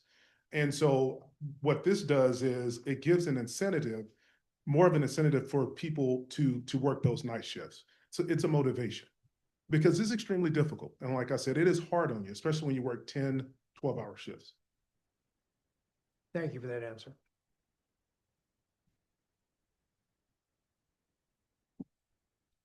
No further questions. Next slide, please, Evan. So Article 11 outlines the agreement's annual uniform allowance policy. And when you get the agreement, you'll review it. It hasn't changed that much from our current agreement. There's a few pieces in here that we have listed out, a digital earpiece, a helmet. So those things cost money to replace, and it is not always the department's responsibility to replace those. And I think we have about 27 items that are listed in that agreement. That as they wear, it's going to be up to the officer to replace those. And so currently we provide a $900 annual uniform allowance. We are increasing that as we recognize the increased cost of pretty much everything over the last 3 years to $1,200. And then again, in Article 12, we had a little bit of a tweak, and we discussed this 3 years ago about how to handle our ammunition and how to properly account and deliver that to our officers for their qualifications and their training. And I'll have somebody from the Guild explain a little bit further on the tweaks that we made to the ammunition allowance. Councilmember Ball, did you have a question about something previously? Back on the shifts, what exactly, I can't remember, what exactly is swing shift? Good question. We actually redefined those hours in this agreement. And off the top of my head, without searching through this, I think it's swing shift is anything that starts between 10 in the morning and 3 or 4 in the afternoon, I believe is how we had drawn it out. Any shift that starts within those hours. Oh, okay, so they're kind of going into the evening. Yeah, and you guys do that too, though, you have. We currently don't have a swing shift. Oh, okay. But we have in the past, yeah. Okay, right, thank you. Okay. We made a few changes to the ammunition disbursement article in this contract. The way we do it right now currently is every member of the Guild gets a box of pistol ammo and a box of rifle ammo to practice with, to take home and do with as they please. It was brought to our attention that there are some people who kind of thought there'd be a better way to spend that money. We didn't disagree. We ended up coming to an agreement with the city to reduce the amount of ammunition that everybody gets. We're no longer going to get a box a month. We've reduced it to 2 boxes of each rifle and handgun ammunition at each mandatory session of firearm qualification. And we currently do 2 mandatory sessions per year right now. We're going through 1 right now currently. So everybody will be getting 4 boxes per year instead of 12. That's the reduction. Sir? Question on Article 11, clothing equipment. I think you said we're going to $1,200 a year. Is that a realistic number, or is that a compromise number? Is the dollar amount actually more that the officer is having to pay than $1,200 a year? So I could provide anecdotal. I think real world experience, I think to an officer, that's going to be different for each officer. And so. Will you go up to the microphone? Oh, sorry. So people are not clear. I should know that by now. So this was a proposal that was proposed by the Guild based on kind of their field experience over the last 3 years. And this is one as a city that we did not challenge because we felt that this was a realistic increase that they asked for. Okay, as long as it's a realistic increase. If reality it's more, then let's pay more. Okay, let's put them in the uniforms that they need, that they have to have. We need to provide for that because, some officers are going to wear them out quicker or be in a position where the dog scratches them up and they're not going to feel they want to come to work in that type of stuff. So that is something that I think needs to be increased if it needs to be increased. And so there are provisions in Article 11 that allow the department to replace those if they have been destroyed within the line of duty. And so there's kind of a safety net for the individual officer if they truly have been. Thank you. Yeah. I'd like to touch on Article 12, ammunition. Yeah. Right now, it's a box a month. I'm going to go to 2 or 4 for the year. As just a consumer, give them the 12, okay? if we're gonna have officers out there whose split-second decision puts them unemployed or on the service desk, their occupation can be disappeared that quick. I would rather have an officer that I know is consistently going to the range and firing, that he knows what the sound is, he knows what it is to draw that gun out, and he knows everything that's around that. Because I can remember taking some safety courses stuff in the past that says, it's one thing to learn how to operate a firearm, but once you put a round through it, now you're in court. That to me is a great fear that I've always had about our police officers anywhere. That they're expected to make a split-second decision on somebody's life or whatever the situation may be. So if it's a matter of having one box a month, as long as they're not selling on the black market, let's go back to that. If it's a box and a half, whatever it is, I want to know that officer's out there who is very proficient at that and not twice a year. So let me ask a clarifying question. All of these articles have been tentatively agreed to, and the agreement in whole has been agreed to in principle. Are you asking us to go back and renegotiate articles? I'm asking that if between the guild and the police department and the city sees that there's a benefit there, then yes, or if not, maybe a benefit when we look at this again. Can I jump in right here real quick? Because this was one of my questions as well, and it might be a question more for the chief or for the officers than for Kyle. So if you're, I guess I'm asking you to kind of walk me through how much firearm training you need each month to stay top notch. Is 4 boxes a year gonna do it? Okay. Okay. So we just don't give them 4 boxes during the year and say that's all you get. Right. So when they go to the range, they get all the ammunition they need in order to qualify and also get all the ammunition they need in order to do the training for the day on each one of those specific range days that we have. The 2 boxes that he's talking about now, or the 12 boxes that was before, were just for the officers to have in order to go out and train on their own in order to do training. That's set aside opposite from just the ones that we have, that we do our actual training days on. It's twice a year, so biannually. Got it. So Okay. that'd be the difference. Great, thank you. Let me go back to Councilmember Kennedy and then I'll come to you, Councilmember Spencer. Thank you for that explanation. You're not getting 12 boxes. You're getting 4. Do the best you can. You're not getting those other 8. Councilmember Spencer. Thank you. I would just want to point out, and I assume that based on the agreement that is tentative, that the decision was made that that's sufficient, right? I mean, there's probably some officers that were just stockpiling it and they've got it in their gun safe, So if that's been the determination, then I support that. Christmas presents. Thank you. Next slide, please, Evan. Just a couple of policy items in Article 14 and 15. So the personnel manual added Christmas Eve to the holiday schedule. We've updated the agreement to reflect that. Article 15 memorializes the ability for new hires to allow for up to 5 years of prior service credited to their annual vacation.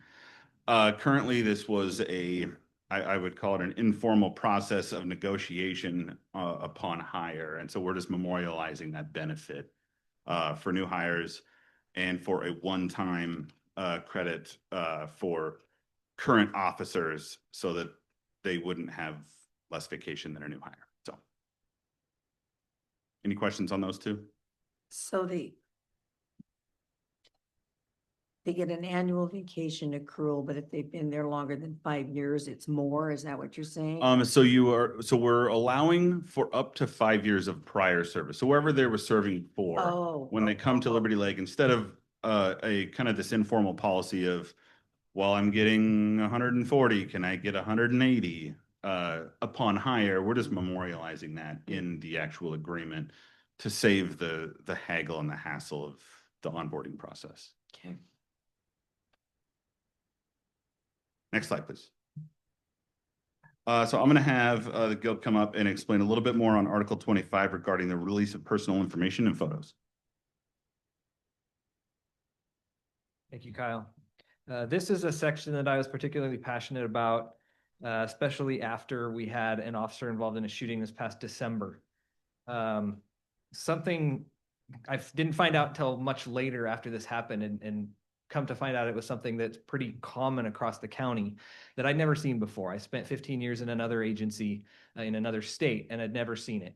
I spoke with other members here who'd come from other agencies in this state and they'd never seen it.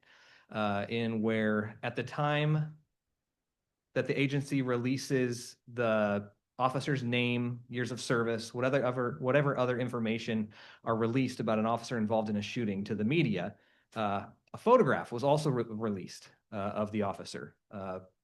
The officer was contacted at home and asked to submit a photograph to be able to release to the media. No foul or disrespectful feelings towards the leadership of the department. It's just something that's done around the county. I had some heartburn over this. I find the releasing of photographs of officers involved in deadly force situations to be a very serious officer safety issue. The media releases their name. It releases their years of service. It releases, obviously, we already know where the officer works, but in addition to that, you have a photograph. And we live in a day and age, and coming from a much bigger agency with a much bigger political problem than we do here in Liberty Lake, it opens up the issue of officers potentially getting doxxed, their families getting followed, finding out where these officers live. If somebody can sit outside our driveway and learn our routines and they see this officer because they saw his face on the news and they don't like what happened in this use of force incident and this deadly force incident, they could follow this officer home and hopefully not do anything evil, but scare this officer, put this officer's family in fear for themselves and their safety. So I took it upon myself to do some research about what the law mandates with regard to photograph release and personal information release, and what the law will actually help us to prevent. So what we did in this article is we had some discussions with the city, who discussed it with their attorney. We discussed it with our attorneys on our side, in that we referenced the state law that refers to release of personal information. And in fact, photographs are something that we can withhold unless it is specifically requested by members of the media. Somebody walking down the street, if they're not a member of the media, they cannot get a photograph of an officer. The officer's photograph cannot just be published publicly without an actual request from the media. So we wanted to put that in here. We wanted to do that as a means to protect officers. And that's not to say that the media isn't going to request it and we release it anyway, because we're going to have to do that if they request it. But I wanted to put that burden on the media, and I didn't want us to be the ones just voluntarily handing over photographs of officers when it wasn't requested. Any questions on that? Quick question. So I understand exactly what you're saying, and I would have those same fears as well. I guess my question is it not a public record? It's kind of unclear in the state law. It's a public record, but it's one of those public records that can be controlled from release under certain circumstances. Okay. Thank you. So in summary, this particular clause, we're just following the statutes exactly versus adding an extra statute piece of the process. That's essentially what this agreement is for Article 25. Thanks, Mark.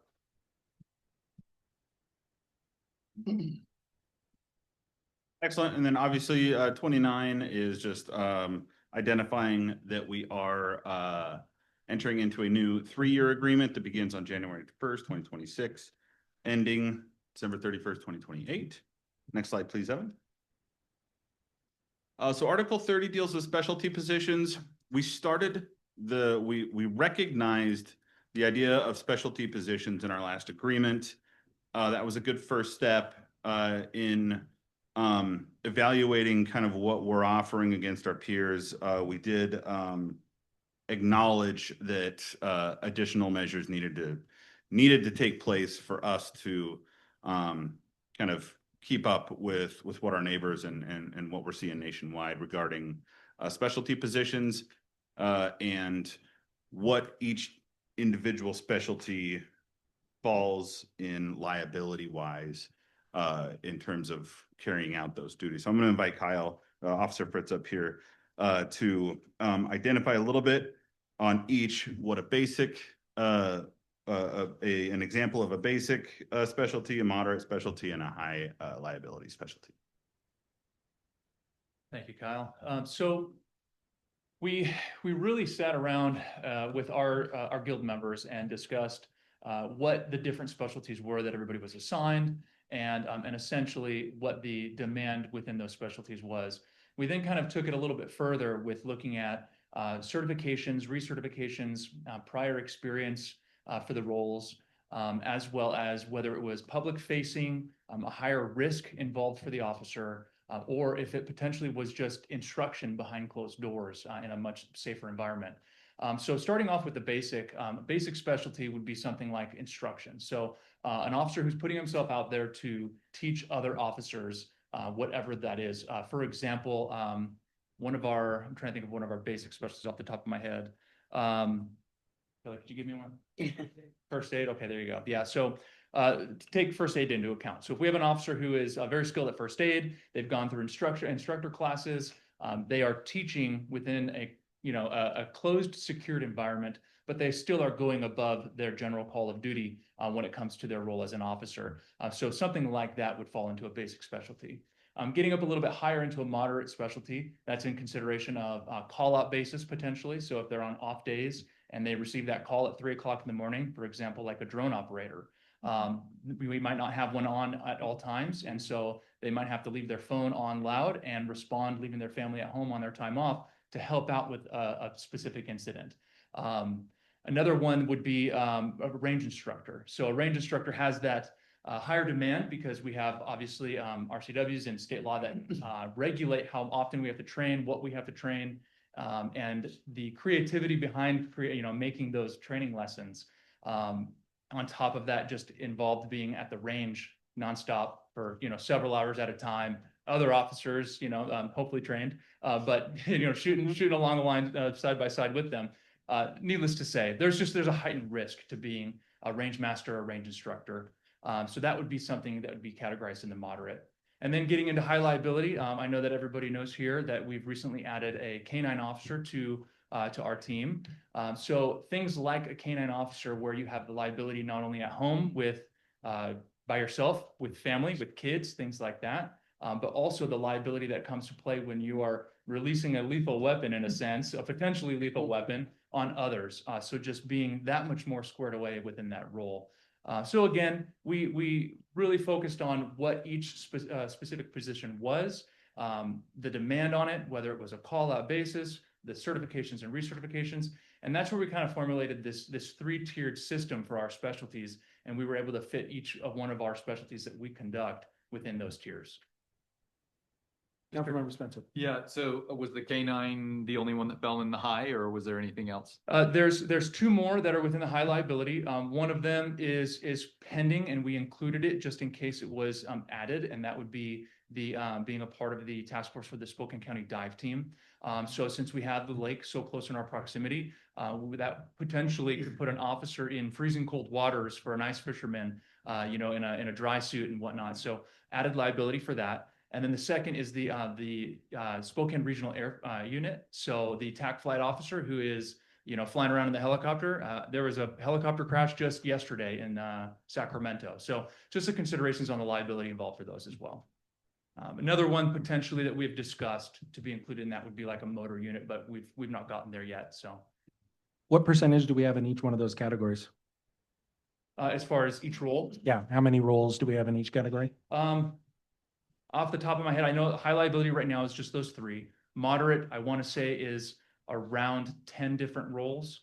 And then basic, I think is around 5 or 6, maybe less. Yeah. Yes, sir. Of course, right now, we do not have a motorcycle division, but I think at some point we will. I think it'd be beneficial for the city, the visibility of that.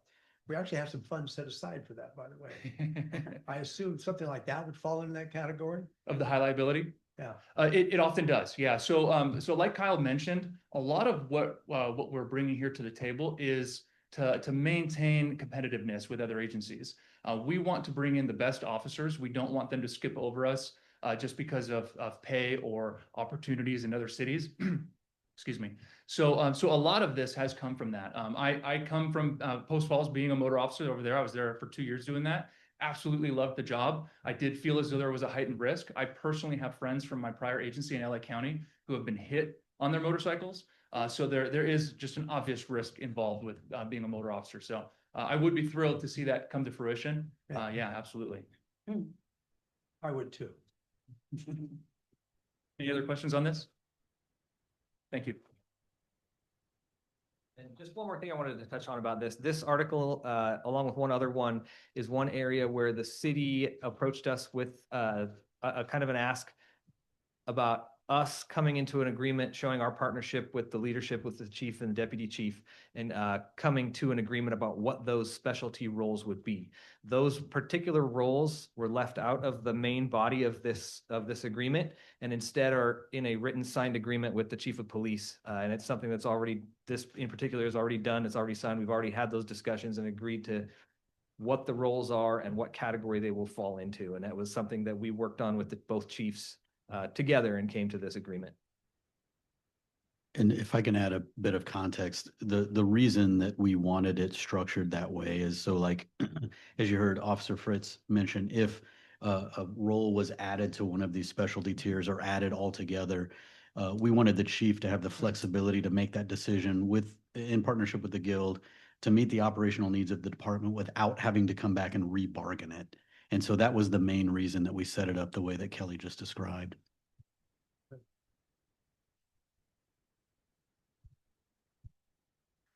All right, excellent. I'll just have Evan advance the next slide. I'm going to have Kelly get into the staffing policy enhancements to ensure adequate support for all shifts.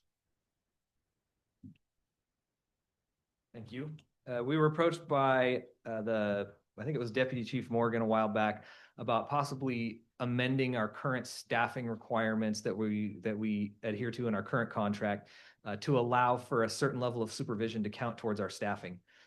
It didn't end up happening in our current contract, but we addressed it here in Article 31, in which we made it so that supervisors, both corporal supervisors and the sergeant supervisors, count towards our staffing numbers.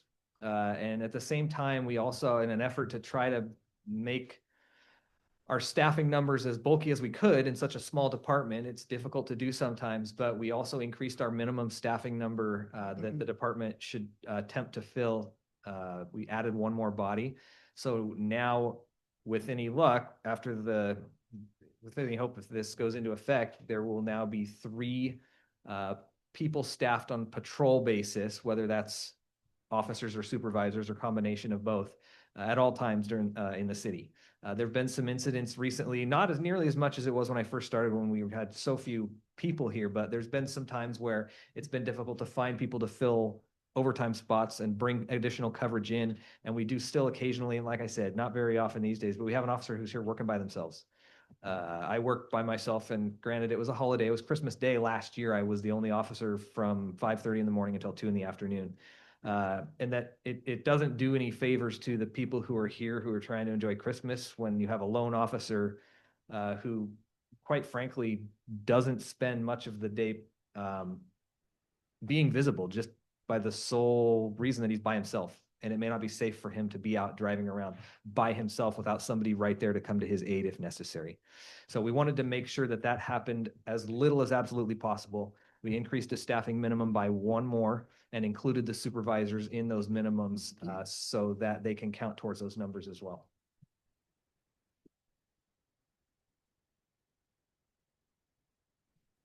This next article is a new article, Article 34.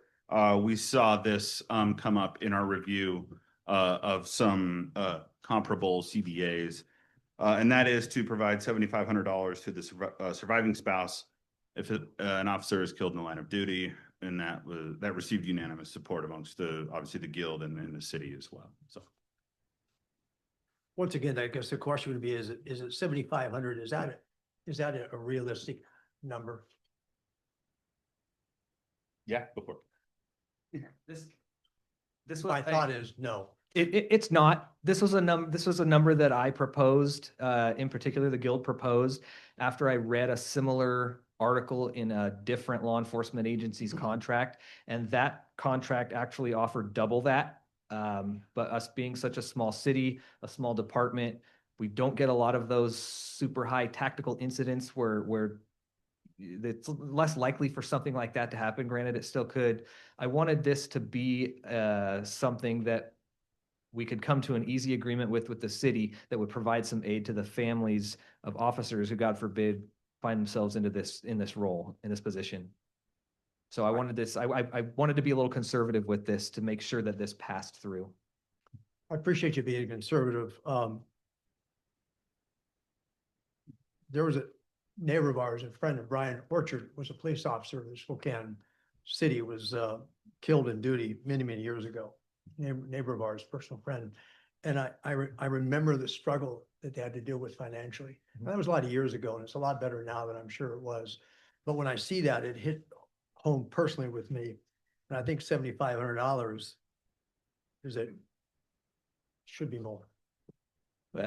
Thank you, sir. I appreciate that. And I'm sure our families do too. But there are also, in addition to this 7,500 that would come from the city, there are additional provisions in other areas of state law, in our larger body that represents us in labor issues and in legislative issues. There's also different funds that come to survivors in situations like that as well. And I think this is just one more piece to add to the puzzle. Thank you. Appreciate the explanation. Next slide, please, Evan. So the final article, before we get into kind of the effects of the total impact of the changes of the agreement, is provision for education and longevity. And so this is listed out in the actual article. There's roughly, I would say, 8 different considerations of different levels of education attained and 4 different considerations of longevity. I believe starting at 10 years, there's a provision for a 2% bump in longevity, and that goes all the way up to 5, 8, and I don't recall what it caps at, but I believe it's 25 years at a certain amount. And so yeah, longevity. So it caps at 25 years of employment by the city of Liberty Lake at 10%. And so as you read through this, you'll see all the different options there to take advantage of an education and longevity incentive. And with that, we'll get into the next slide, please, Evan. And so this is small, I get that, but so if you can see your handouts, this is the total impact that the changes in the contract have on our current budget as it sits in 2025. And so each percentage point represents about $60,000. And as you can see from the salaries purely, salaries were not a motivating factor on the base side as we discussed this agreement. As you can see, shift differential, specialty pay, education, and longevity all make up what we would expect to see an increase salary-wise for the entire agreement. We as a city took the position that we do not need to be market leaders in this space. We have a very attractive community for officers, but we have to be competitive. And so that was the city's position.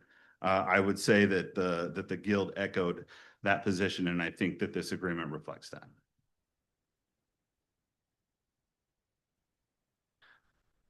And so if there's no questions on this, I guess overall, next slide, please, Evan. We'll take questions or comments on anything that you saw here. Questions or comments? Councilmember Dunn. I'm just grateful for the collaborative work of Guild and the staff to be able to reach an agreement. And it sounds like both parties here are ready to go. So thank you for that work. Absolutely. Thank you. I do want to thank the Guild. They were universally positive civil discussions. And I want to thank each one of them for getting us to the finish line here. So what's going to happen on the, so next steps, October 21st, we're going to bring you essentially the approved agreement. We will get that to you as far in advance of the 21st as possible. Kyle, real quick. And I think I know the answer to this, but were any of the negotiation sessions open to the public? No, not that I'm aware of, no. Which is not unusual.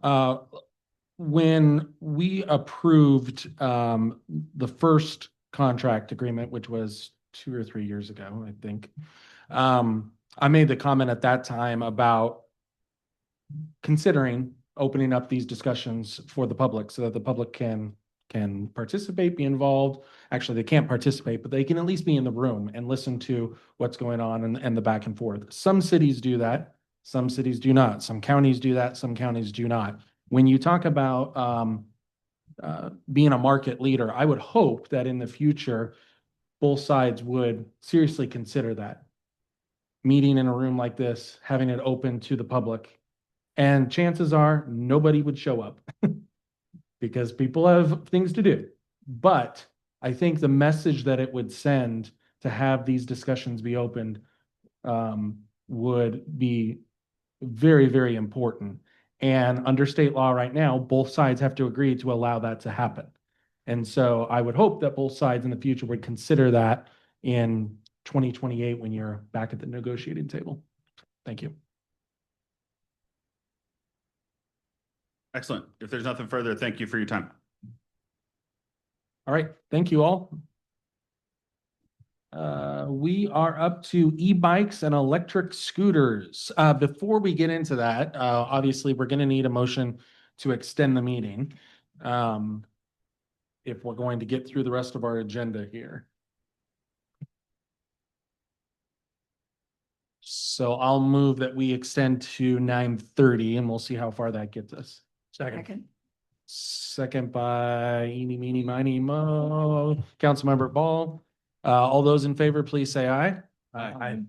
All right, passes 7-0. Councilmember Van Orman. Yes. Okay. Aye. Thank you. 7-0. All right. So now we are up to e-bikes and electric scooters. Mark? And this is going to be a presentation that is led by Chief Simmons and Deputy Chief Morgan. And so with that, I will turn the podium over to the chief. Thank you.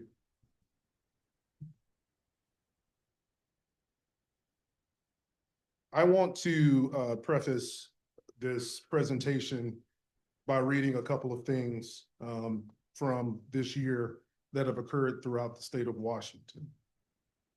July the 25th, Spokane, a 21-year-old man died after falling off an electric scooter and being struck by a semi-truck. The man was a passenger on the scooter when he fell into the roadway. Yeah. May the 25th, Everett, Washington. A 13-year-old boy died from injuries after striking a metal cable while riding his e-bike in Everett. June 2025, Pierce County. A man on a motorized scooter was killed after hitting an abandoned shopping cart on the shoulder of State Route 7. Southwest Spokane, March 2025. A man on an e-bike was hit and killed by a truck. Investigators believe the e-bike driver lacked sufficient lighting and may have drifted into the truck's lane. And statistics from Harborview from May of 2025. Harborview reported they saw a spike in scooter and e-bike accidents, noting many riders were not wearing helmets. And lastly, out of Liberty Lake this year, and I can't remember the month, and maybe DC or Darren can remember, but we had a young lady who was critically, and when I say critically, not resulting in a death, but critically, some life-changing injuries, traumatic brain injuries, fell off the back of a golf cart because they weren't following the rules and the driver was driving recklessly. And she will be affected the rest of her life. So I preface this this presentation with that information because I want to stress the importance of being responsible and knowledgeable when it comes to e-bikes, scooters, golf carts, one-wheel scooters, all of those devices. And I will refer to those as micromobility. I will get into that a little bit more in the presentation. You'll hear me refer to micromobility. And when I say micromobility, I'm talking about all of these devices as one. Next slide. So our objectives are today are to define the difference between an e-bike and an electric motorcycle. I'll talk about the types of e-bikes. I'll touch on electric motorized scooters, golf carts, which are always a hot topic in our community. We'll talk about rules and violations and laws, existing laws that we have, city ordinances, state laws, et cetera. And then we'll talk about our ideas as far as enforcement, because as we've seen, this is not just a Liberty Lake issue. This is not just a Spokane County or a Washington issue. This is not even an issue in the United States only. This is a worldwide issue right now. And if you've looked at the news, look at the news out of Toronto, look at the news out of the United Kingdom, this is a global issue right now. And so, of course, our ultimate job is public safety. That's why I have that in parentheses there, excuse me. And that's ultimately our goal is to make sure that the public's safe. Next slide. So Washington law clearly defines the difference between regular old pedal bikes and e-bikes and electric motorcycles. Next slide. If anyone is interested, here are some of the applicable links to those RCWs. Here, when it comes to motorized scooters and mopeds and assisted bicycles, some of the rules when it comes to equipment and what some of these items have to have attached to them, you know, all those things, wearing helmets, and then off-road motorcycles. Next slide. So let's talk about e-bikes. E-bikes are bicycles that are assisted by an electric motor. All right, some e-bikes only provide electric assistance while the rider is pedaling, and others propel the bike using solely electric power alone. Next slide. There are different categories of e-bikes or classes. A class 1 e-bike, these are e-bikes assisted up to 20 miles per hour and only provide electric assistance when the rider is pedaling. It's important to remember that these can be ridden anywhere that traditional bikes are permitted, such as trails, bike lanes, et cetera, unless there's a signage or a law and ordinance that restricts the use of those bikes on in those areas. Next slide. Class 2 e-bikes are e-bikes assisted up to 20 miles per hour, but can propel the bike without pedaling. They can be ridden most places, again, where traditional bikes are permitted, including those mixed-use trails, bike lanes, and roads, again, unless otherwise noted that they're prohibited there. Next slide. Now we get up to the more powerful e-bikes. Now these e-bikes, the class 3, assist up to 28 miles per hour, and they have some additional rules. And this is what parents, especially parents and adults, need to know as well. The rider must be 16 years or older to operate these. Class 3 e-bikes are also generally prohibited on sidewalks and shared use paths. Next slide. When you purchase an e-bike, those new e-bikes are required to have a label that includes their class and their top assisted speed and motor wattage attached to those. Those are often located on the top tube near the bottom bracket of the e-bike. So that has to be attached to the bike by law, by RCW. Next slide. Sorry, this is kind of small. Electric motorcycles. Now, this is where we get into a little bit of confusion, because there are a lot of parents and some adults out there that believe that things that are actually electric motorcycles, technically off-road vehicles, are e-bikes. They're not. I'll tell you the difference here. E-motorcycles, their sole power is an electric motor. And they often, and most of the time, they don't have any pedals. They have pegs. Foot pegs or other brackets or supports, just like a dirt bike or a motorcycle.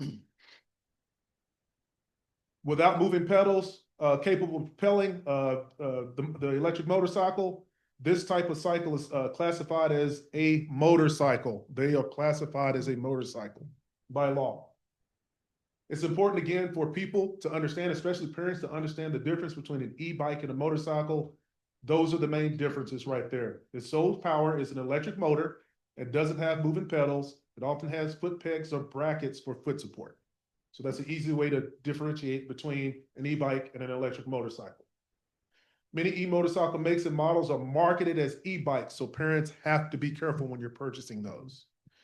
And aren't the dealers supposed to tell you? I think that the dealers are technically required. If they sell those, they're technically required to notify people when they purchase those that this is an off-road vehicle, this is considered a motorcycle, and what you need to do to operate those on the streets. Next slide. Electric motorcycles, again, are motorcycles. It's illegal to ride an electric motorcycle if you're under the age of 16. And if you're over the age of 16, you have to possess a valid driver's license and a valid motorcycle endorsement to operate one. E-motorcycles are also considered illegal unless they are registered, just like any other motorcycle or motor vehicle. It's a motor vehicle. Electric motorcycles are required to be registered, again, with the Washington Department of Licensing per state law. This means if you're going to ride it on the road, it has to have a license plate. E-motorcycle operators are required to hold a driver's license, again, with a motorcycle endorsement, and most importantly, you have to wear a helmet. Next slide.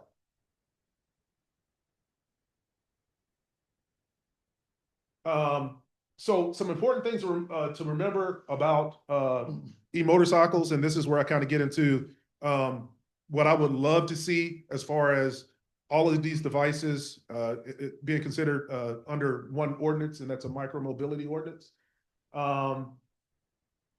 Parents and adults alike, remember that because this is e-motorcycle is an electric, is a motor vehicle, officers have the right to do a couple of things, all right? And the main thing is they can impound those. We can impound those, just like any motor vehicle. So if we contact a juvenile riding one and they're under the age of 16 and they're not, we can technically impound that. If we catch an adult riding one and they don't have a motorcycle endorsement, we can impound it. If they don't have a valid license, we can impound it, just like a car. One of the things that I would love to see is for us to have some consistency in our municipal codes. And I'll give you an example. Right now, and I'll compare the golf cart ordinance with our electric scooter ordinance. Under the electric scooter municipal code, our ordinance, that ordinance gives us the ability to cite a parent. So if a parent allows a juvenile to ride an electric scooter illegally, and I'll talk about electric scooters here in a minute, we can cite that parent for doing so. However, under the golf cart ordinance, it doesn't mirror that. Under the golf cart ordinance, the golf cart ordinance, say that 3 times fast. It only allows us to do a juvenile referral. And a juvenile referral means because they're under the age of 18, we can't technically write them a ticket and say, here you go. We have to basically write a report, send it to juvenile court, have a juvenile prosecutor look at it, decide whether or not they're going to do anything with it. So. Question, Chief. Example, 2 guys just came through down the residential street on e-motorcycles with no plates and no turn signals. Is that ever okay? No, that's not okay. No, that's never okay. Sure. No. That's not even okay in a vehicle. I mean, so no plate. So I'm on these e-motorcycles. So they're to be on the road. They can't go on the paths or anything, No, right? no, not allowed on the paths. They're- If they're properly licensed and the person has if the vehicle is properly licensed and the person is properly licensed, they're an off-road vehicle, so technically they're not even supposed to be on the road. So that's a no. So they're not supposed to be on. the No, road. they're an off-road vehicle, So where can they go? I guess I don't. private property. Oh, Paths. RV park over there in the county. Yeah, ORV park. A lot of the guys ride back here in the hills back here outside of Liberty Lake between state line. well, I- It's the same place, a dirt bike, unless it's a licensed dirt bike. Oh, so this is like a dirt. bike It's then. basically, yeah. it's Cause off-road. I saw a kid on one of these on, in the streets, yeah. So I've done a lot of research on this, and obviously being a avid motocross rider and having to deal with all this stuff and everything. The big difference between these, it's an e-motorcycle, but it's an off-road vehicle. So if you go right down here, God is my witness, I've talked to all the guys down there that sell these things and stuff. When they buy them, now a long time ago, like 4 or 5 years ago, when they first got introduced, they didn't have VIN numbers. They didn't have anything other than like a serial number, like 6 numbers. As they progressed, 2 years ago, they started putting serial numbers on them. That makes them a motor vehicle. But because it's a motor vehicle, but they're on, it actually says when they get it, they tell them when they sign the paperwork, you are registered as an ORV, off-road vehicle only. You cannot be on a public sidewalk. You cannot be on a street. These are not made for the street. So private property or racetracks, that's the only place you do it. The big difference is it doesn't have pedals. It literally has, all you have to do is sit up. It's a motorcycle. Yeah.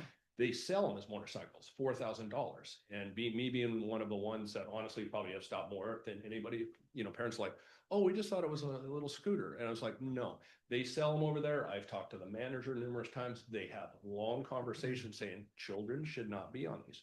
When you look in the actual manual of these bikes, like the light B, any of the big Bs, they have a bike over there right now, and I caught a guy on it, 74 miles an hour. Jeez. 74 miles an hour. I clocked him at that.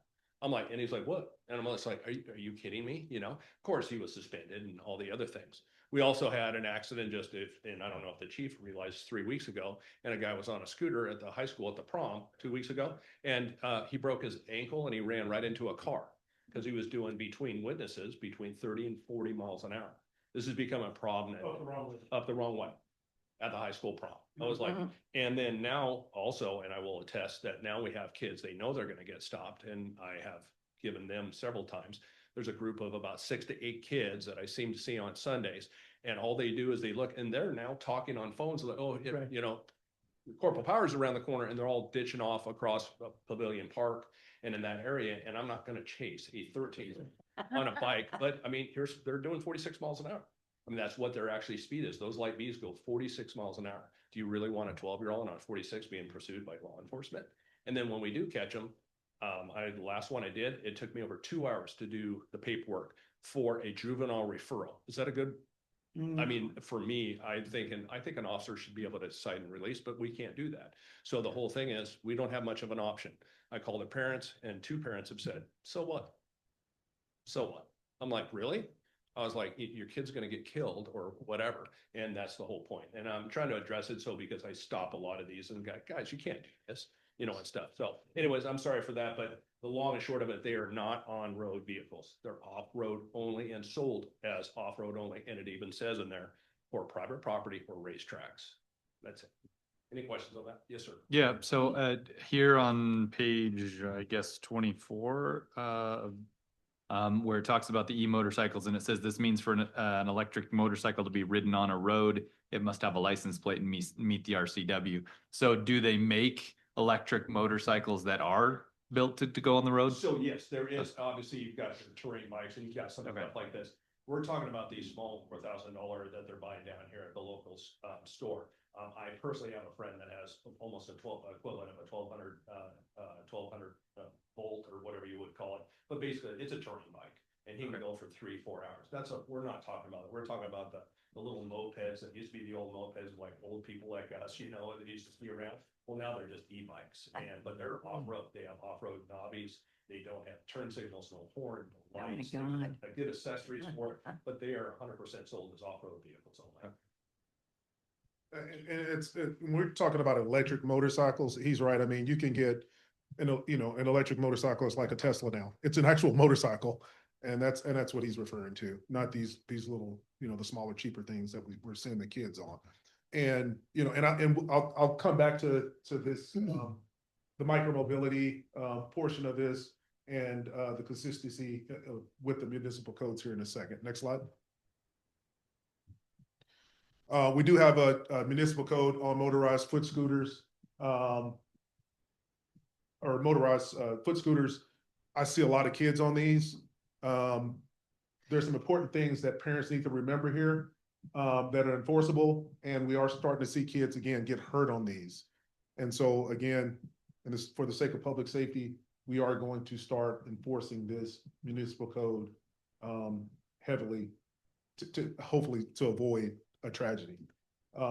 Motorized foot scooters are a device with no more than 2 10-inch or smaller diameter wheels that has handlebars, is designed to stand or sit on, is powered by an internal combustion engine or an electric motor, and capable of propelling the device with or without human assistance. Under this chapter, pocket bikes and mini choppers, those we don't see a lot of them anymore, but those are included in this municipal code. And again, we talked about mopeds and those things, and electric assisted bikes. Those aren't included in this municipal code. Next slide. Now, here's an important thing for parents to understand. In order to operate an electric scooter, you have to be 16. That's a common thing. Motorized foot scooters shall not be operated on public roadways with a speed limit of greater than 25 miles per hour. It is not uncommon. I haven't seen any kids, and maybe DC or Darren has, but we have a couple of adults on motorized foot scooters right now that I've seen on I-90. I mean, these things go 65 or 70 miles per hour. I'm not exaggerating. There's a guy that I can't even catch up to him sometimes. I mean, he's 50 miles per hour down Country Vista. I've been trying to catch up to him, but he's on a scooter. It's kind of hard. Those one-wheel vehicles meet this test, right? I'll get into that. Okay. Yeah, because this says 2. Okay. And so when we start talking about what I would love to see, I'll talk about that. When you're on a motorized foot scooter, if you're on the road, you have to adhere to all rules of the road, just like any other motor vehicle. But here's an important thing, because I was asked this by a citizen not too long ago. Are those foot scooters allowed in the parks? Because there's kids, they're just going all over the park and they're on the sidewalks and they're just doing whatever they want. That's a no. According to our municipal code, motorized foot scooters shall not be operated on city-owned property, city parks, walkways, paths, trails, sidewalks, or any other place where other motorized vehicles are expressly prohibited.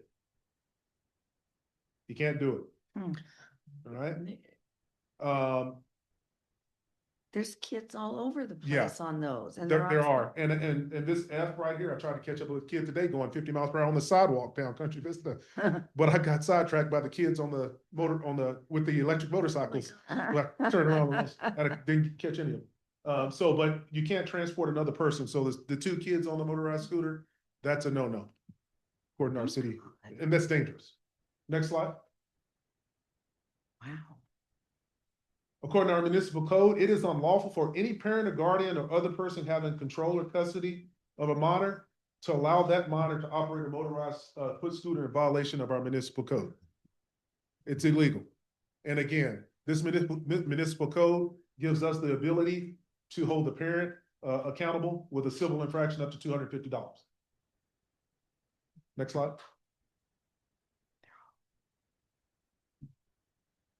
Golf carts. Boy, golf carts. I think we all know what a golf cart is. I'm not gonna, for the sake of time, I'm not gonna go into that. But some of the important things to remember about golf carts is that, again, and this is difficult in our community because I know we are a golf cart community. But technically, per our municipal code, any public roadway within the city of Liberty Lake having a speed limit of 20 or 25 miles per hour or less that's where you're supposed to, that's a golf cart zone. We don't have a lot of those. I mean, we have our residential streets, but we know people like to drive their golf carts to Yokes and Safeway and to get yogurt and those things. We see golf carts in turn lanes and things like that on Liberty Lake Drive. That is a no-no, technically, by law. And not only per our municipal code, but state law as well, which our municipal code mirrors. Next slide. When you're operating a golf cart, it's important to remember that for people that want to operate a golf cart, that you have to be 16 years of age and have a valid driver's license. Can't have a suspended or revoked driver's license, has to be valid. Any person operating a golf cart shall not transport more passengers than the golf carts designed to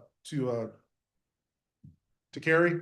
Today, I brought to DC's attention a golf cart going down the down the sidewalk, and it looked like a clown car. And they were all adults. I mean, they weren't kids. I mean, it looked like I don't know how many people were in, and it went down, and they must have dropped them off somewhere, and they came back and was one person in it. But there was probably 10 people in this golf cart. And so that's a no-no. And you have to remember the restraints and everything else that are required with those. Next slide. No golf cart may be operated at a speed greater than reasonable or prudent for the existing conditions, just like a motor vehicle. And in no instance at a speed greater than 20 miles per hour. I know they make some really fancy golf carts now that go pretty fast because we've seen them, but technically you're not supposed to operate one over 20 miles per hour. You have to follow all the rules of the road. Next slide.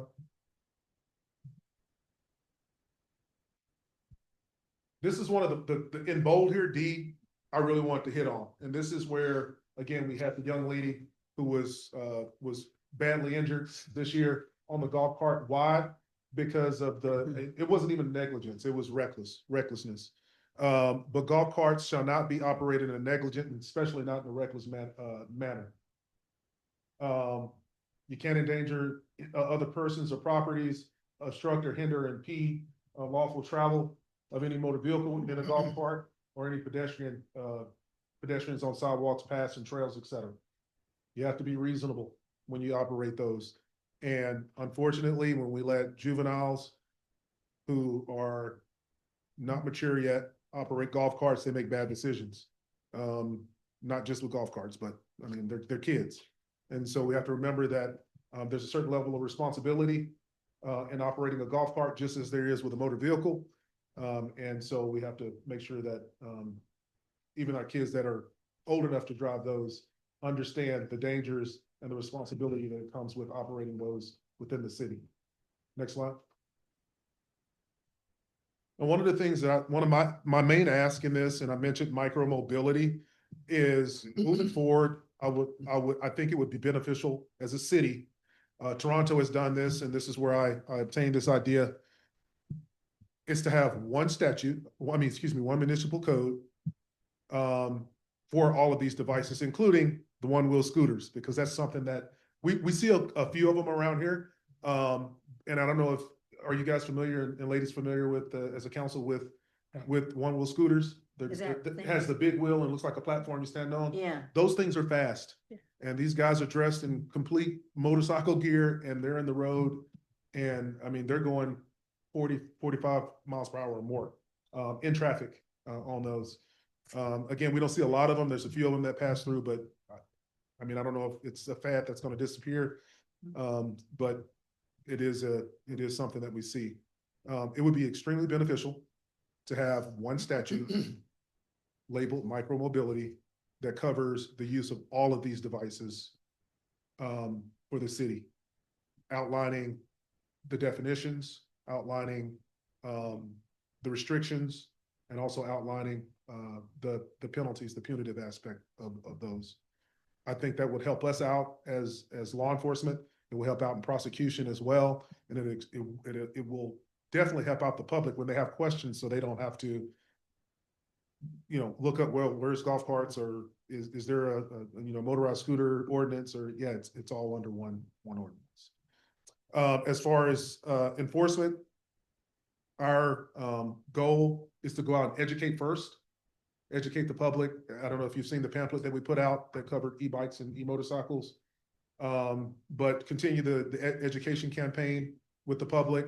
But eventually we're going to have to get to the enforcement part of it. So those two E's. So education first, enforcement second. Again, with the electric motorcycles, after discussion, our goal is to educate. So if we find juveniles on those, we call the parents, we do what we're doing now, have the parents come pick up the electric motorcycle or the scooter, and then we allow that juvenile to go there. Any subsequent violations, then we'll start talking about enforcement, whether it's impounding electric motorcycles, taking scooters and making parents come grab those. And again, I'd like to see some consistency in our statute with enforcement. Again, you got with the golf carts and, you know, you got two different things that we can do. And again, as Corporal Powers mentioned, juvenile referrals are a pain because it takes you 2 hours to write those. You send those in, and to be completely honest, you'll probably never hear anything. Never. And ultimately, as parents, I think we're responsible for our children, and we need to educate ourselves. And I think if we start holding parents accountable to educate themselves, and I've always said this, prevention begins with awareness. And if you're going to purchase an item like an electric motorcycle that goes 60 miles per hour, as a parent, we should educate ourselves on that device before we set our kids out in the world. And that's not only with those, but the internet and everything else, you know, anything else that could pose a danger to our children. So I'm not going to ramble on, but thank you for your time, and I'll answer any questions. Yeah, Chief. So you mentioned you're just kind of giving warnings and things like that, but if you are observing negligent or reckless behavior, are you moving forward to enforcement? Oh, yeah. Okay. Yeah, that's don't pass go and don't collect $200 for us. Good. We definitely address that again, because that's where we're seeing the bad things happen. That's where we're seeing the injuries, the deaths, not just with juveniles, with adults too, in our area and, you know, across the state. And I didn't even mention Coeur d'Alene. Coeur d'Alene, I mean, the Kootenai County, they've had their own, just in Kootenai County, they've had a couple of deaths. And so in our area, period, you know, so, yeah. Councilmember Kurtz and then Councilmember Kennedy. Chief, do you have any recommendations on differences in safety helmets for like the different speed and the different kinds of micro, whatever they are? Where's my traffic guy? You're a motor guy. Corporal Powers was a motor unit for years, so he can probably answer that better than I can.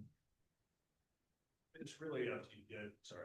It's really up to you guys. I would go after state law. I mean, bicycle helmets are for bicycles. Right. If you're on a micro mobility and something that can go more than 20 miles an hour, that's not going to cut it. Right. It needs to be, you know, a helmet that is certified and one of those things, just like motorcycles. I mean, you'll see guys around and they're wearing, you know, like military helmets, and it's like, yeah, that doesn't cut it. Okay, I appreciate it. It looks cool, but yeah, it is not safe. And it's about, and if you think about this is about safety. This isn't about ruining everybody's day. And it's like, oh, you can't do this and stuff. But I mean, we had 2 deaths. I don't know if you guys know about it, but we've had 2 deaths in the county literally on our trail last year. Right here, we were called to it, and it happened to be the county.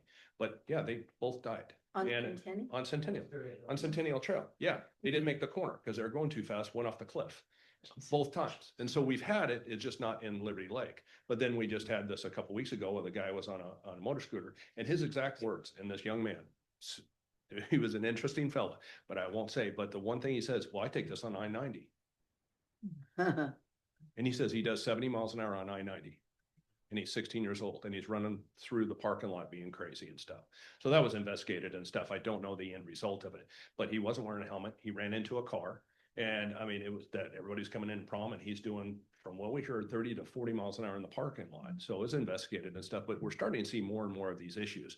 And then when we do contact parents, most of them are pretty good, but a couple of them are like, well, we paid good money for this, but they don't need, there's nothing. And I'm like, your kid can get killed. I stopped a kid, let's see, today, so 3 nights ago, and I had a citizen talk to me about the e-bikes. And as I'm sitting there, here comes an e-bike. It's dark, no lights on. I stopped the gentleman, good young man and stuff like that. It was totally, his parents came and everything. It was super great. But the one thing he said is, yeah, I almost got hit. Nobody saw me.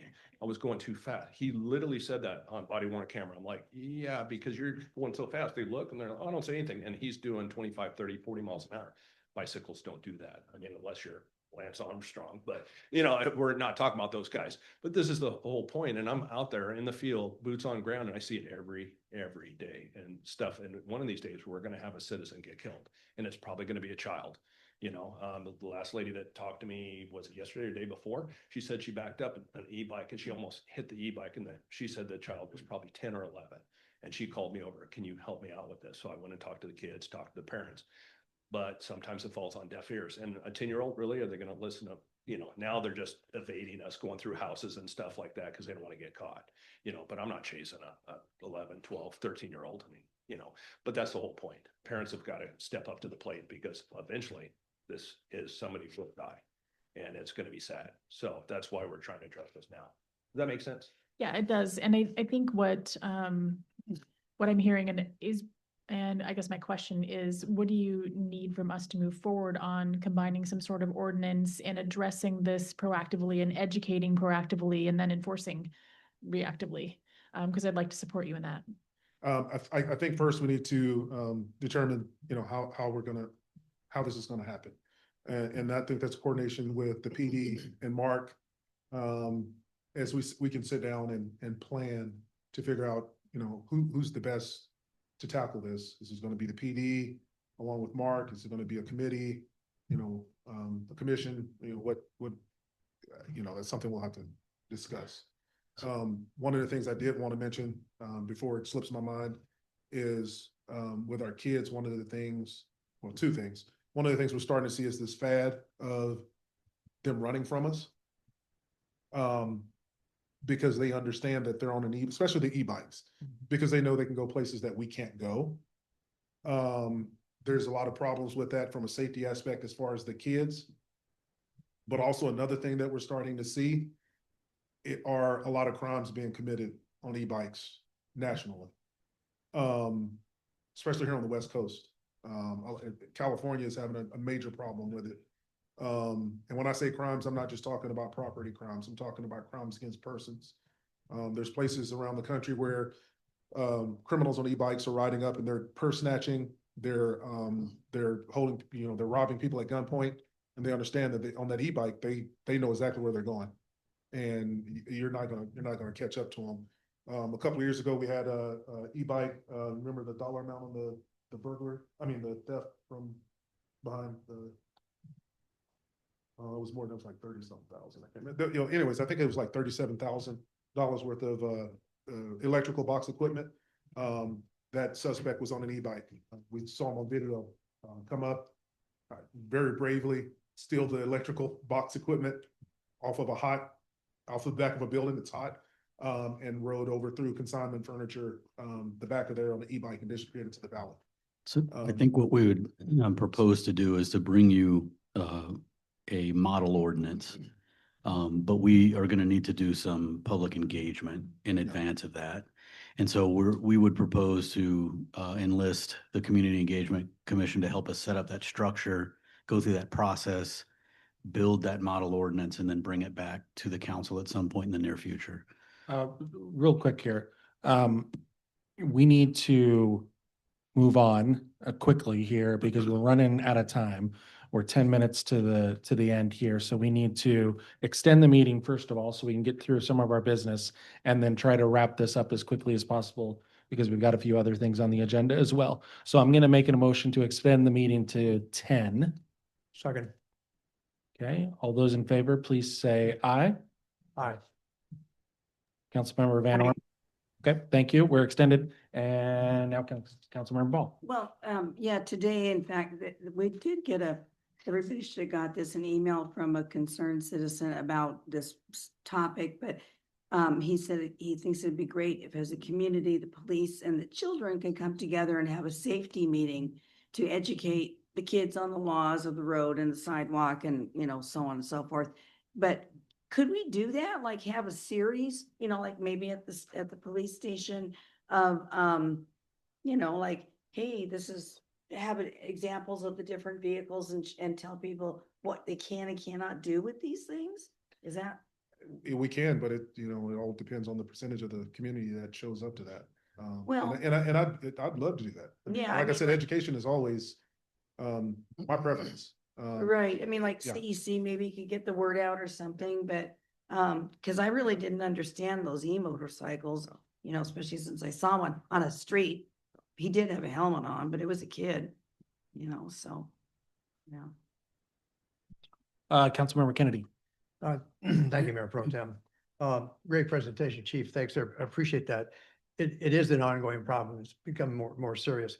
I have two recommendations for us to consider when we get these groups together and start looking at it. We have a program right now where we register golf carts. I mean, that was first brought up. There was a lot of pushback from the citizens. They came in and stood at that podium saying, it's a control, things this sort here. But it was sold on 2 points. One, if a golf cart is abandoned or stolen, there's no way of knowing who owns it. So if it's registered, it has a number on it, it's very easy to say, Mike Kennedy owns this, he lives at such and such, here's his phone number, and we can find out. But the second thing also was this, if they're on the streets or on the sidewalk and doing something illegal that shouldn't be done, you take that number and you call the police department and give it a report. And that's another follow-up for that. I would recommend that we look at that same ordinance we have to take the e-bikes and include that in there, because we already have a base that we can operate on. If there's a marking on there or label, there's a number. Now, I brought this up at a couple of different meetings that I've had with citizens. And what's interesting, the first thing I get back from people is said, oh, well, people aren't going to respond to that, not going to respond to that. My point is this, if it's on there, at least we have an opportunity that we can respond. If there's no number on that to identify that and it's registered with the police department, then there's no way of knowing anything. We've had situations where these kids gather, and if you look like you're somewhat of an authority, they're like a covey of quail, they're gone. So the challenge is that there's no way we want a citizen to stop and confront these individuals. But if you get close enough where you can see the number on the bike, call the police department, now they can call the parent and have an opportunity there. The other thing I want to recommend we look at is we have resource officers in the schools. But I think it'd be a great opportunity for the resource officer to start having meetings of these kids, because the majority of the kids there have these bikes. At the same time, based on what Councilman Ball just said, that maybe we can incorporate to get the citizens there, because the parents can also show up. But I think we already have some things there. I don't think we have to reinvent the wheel. Let's take the wheel and just make it a little bit better. Third thing could be, is it's been brought up in the past with the golf carts, is that maybe what we can do is put signs of some degree on the trails of saying, you get caught, we're gonna lock you up forever. We're gonna make you go to school during the summer. That'll stop the issue right off the bat. We all have the horror stories that we've seen in the situations. It was a little over a month ago, my wife and I were coming out of the Safeway store. There's 2 doors there. They were both open. 2 kids came in through the first door. One stopped, the other one went into the store where the donuts are there, because I noticed where the donuts were. An employee stopped him immediately. And the kid was shocked. He said, oh, well, I didn't think it'd be a problem. I want to leave my bike in here. The other thing that I've noticed is that what's happening over at Pavilion Park is really destroying a grassy swale over there, which is right on Settler Street. The kids, they gather there and they go into that swale. If you drive by there now, you're going to see that the grass is all dead, because they go into the swale and they come out the other side and jump, and they congregate on a corner. I made a U-turn there one time to come back around. I was going to meet my granddaughter there for soccer practice, and they must have thought I was a cop or something like that, because I never saw them disappear so quickly. So I do think that we have some things that we can start initially doing, tie it to the golf carts. Thank you. Any other comments? All right, you need any vote from us or anything? Okay. Thank you All for right, your thanks, attention. Chief. Thank you. Okay, before we get to Transportation Network Analysis Workshop, I just want to point out that we have that, which is item C. We've got general business action items, 2 public hearings, and then 2 first read ordinances. Lisa, do you have enough time, you think, on this? If I may make a suggestion, for the public hearing, you can continue it to a date definite. We won't have to re-advertise it. Okay. You just have to open it and then continue it to a date definite. That would be one suggestion. The ordinances, would then, the first ordinance would have to bump to the second, to that meeting. Same with the other ordinance. We could just bump those ordinances. I do have a consultant who's been online for 3.5 Yeah. hours. So I So would let's like do- to get to. let's do that. this. Oh, Fire away. thank you. Evan, if you can bring up the no, I'm sorry. I'd like to introduce,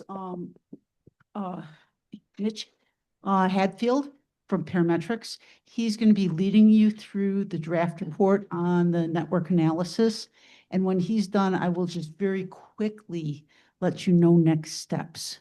And with that, I'll turn it over to Mitch, and he's going to be sharing his screen. Thank you, Mitch. Okay. Yes, thank you, Lisa. Appreciate it. So my name is Mitch Hadfield with Parametrics. I'm a traffic engineer. So we're going to give you an overview of the network analysis. Kind of our outline, we'll look at the study area intersections and data collection. We'll walk through growth assumptions. So we did an analysis year of a short-term year of 2028 and a long-term year of 2046. So we'll walk through how we assumed that growth would happen. We'll walk through our analysis findings and mitigation, and we'll conclude. There will be question breaks throughout, but feel free to interrupt if you'd like. So our study area, we looked at 23 intersections around the city, circled and numbered on the map. The major intersections throughout the city. We collected turning movement counts in the AM and PM peak periods before school let out so that we would capture school traffic. And then this is just a kind of a snapshot of a couple of those intersections and how volumes have changed over time. The top graph is the AM peak hour, and the bottom graph is the PM peak hour. The Appleway Avenue east of Liberty Lake Drive has remained rather constant over time in traffic volume. And then areas where the city's building out, you can see a spike over time as traffic volumes grow. So to take those traffic volumes that we collected in 2025 and project them into the future for 2028, we base those assumptions on development site plans, coordination with the city on probable development, whether that was just a portion of some of those areas or a build out. And it's those areas outlined in red. And based on our trip generation analysis, we project about 27,000 new daily trips in the city, 1,600 of those being in the AM peak hour and 2,200 of those being in the PM peak hour. And then we distributed them throughout the city.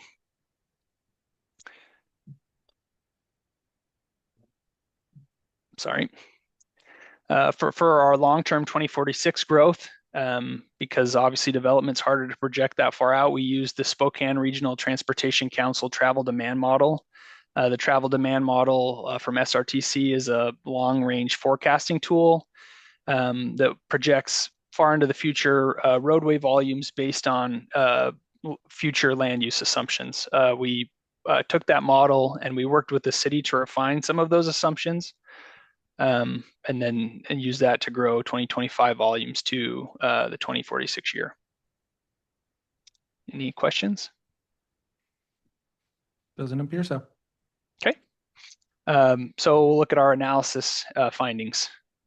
Kind of how it works with traffic operations is each intersection will get a grade based on its performance.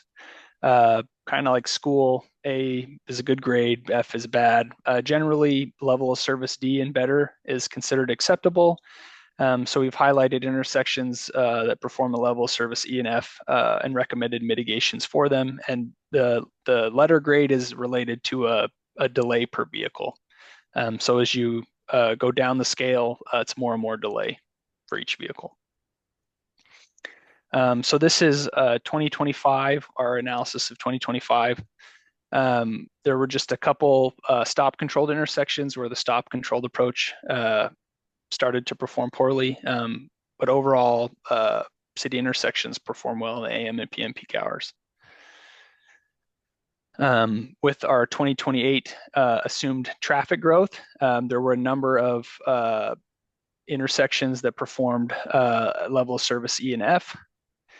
So I can kind of walk through those. The I-90 ramps in Appleway Avenue, the two signals on Liberty Lake Road, Mission Avenue and Country Vista, the Harvard Road intersection with Wellington Parkway, and then the Signal and Mission Avenue intersection. And based on our analysis, these are the recommended mitigations for those. And I can kind of go around the city in a circle here. We'll start at the I-90 ramps and Appleway Avenue. The ramps are a WashDOT facility, so this mitigation would need to be done in coordination with WashDOT. So we didn't recommend a specific intersection improvement at this intersection. But we did analyze both a signal and a multi-lane roundabout, and both performed acceptably. So that's a coordination item with WashDOT in the future. Wellington Parkway and Harvard Road, based on the development that's anticipated to the housing to the east, the city had identified that the developer would fund a multi-lane roundabout. We'll look at the two Liberty Lake Road signals. The one with Appleway Avenue performed a level service E in the PM, and so we're recommending a westbound right turn overlap phase. And then at the intersection to the south, second eastbound left turn lane. Currently, there's one eastbound left turn lane, so that would be duals.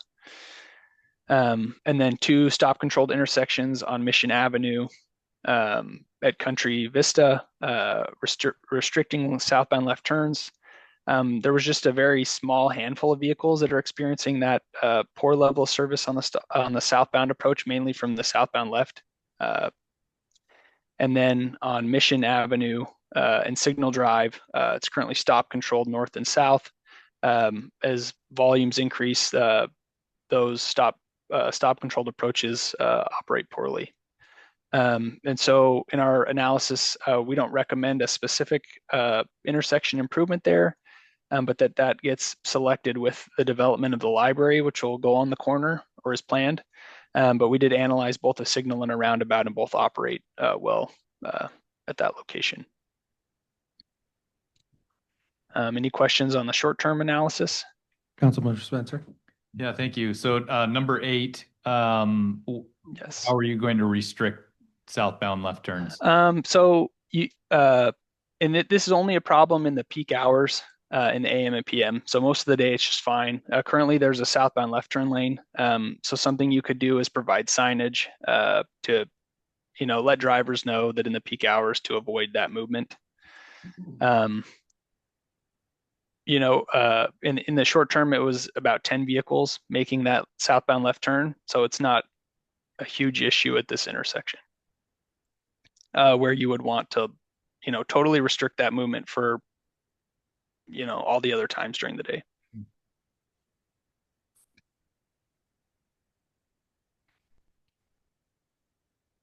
I don't think there are any other questions. Great. So we'll look at the 2046 analysis. So this assumes the implementation of the previous recommendations. Several other intersections here to call out. So we've kept I-90, the ramps in Appleway Avenue and Signal Drive and Mission because we didn't select a countermeasure for them in 2028. And then 5 additional intersections. And we'll look at each of those. So at Kramer Parkway and Appleway Avenue, this intersection can be improved basically through signal timing adjustments as development happens and traffic patterns change. You'll want to lengthen the cycle length and update signal timing there. A large one is the Harvard Road roundabout. In the future, it doesn't have enough capacity to meet the demand, and so the roundabout will need to be expanded. This was a recommendation also in the previous network analysis. At Appleway Avenue and Liberty Lake Road in the future, you'll likely need a dual southbound left turn and dual westbound left turn lanes. And then at Country Vista and Liberty Lake, you'll need a southbound right turn lane. This can be accomplished either through constructing a separate southbound right turn lane or converting one of the current through lanes into a separate southbound right turn lane. Country Vista Boulevard and Appleway Avenue, as development continues around that intersection, it's currently northbound stop controlled. will need to be signalized. Single lane roundabout does not perform well at that intersection. And then the other two intersections that we carried over from the short term, the same mitigations apply there. Are there any questions on that piece? Doesn't look like it. Okay. And then just a summary table of all those recommendations from both short term and long term. And that's the end of our presentation.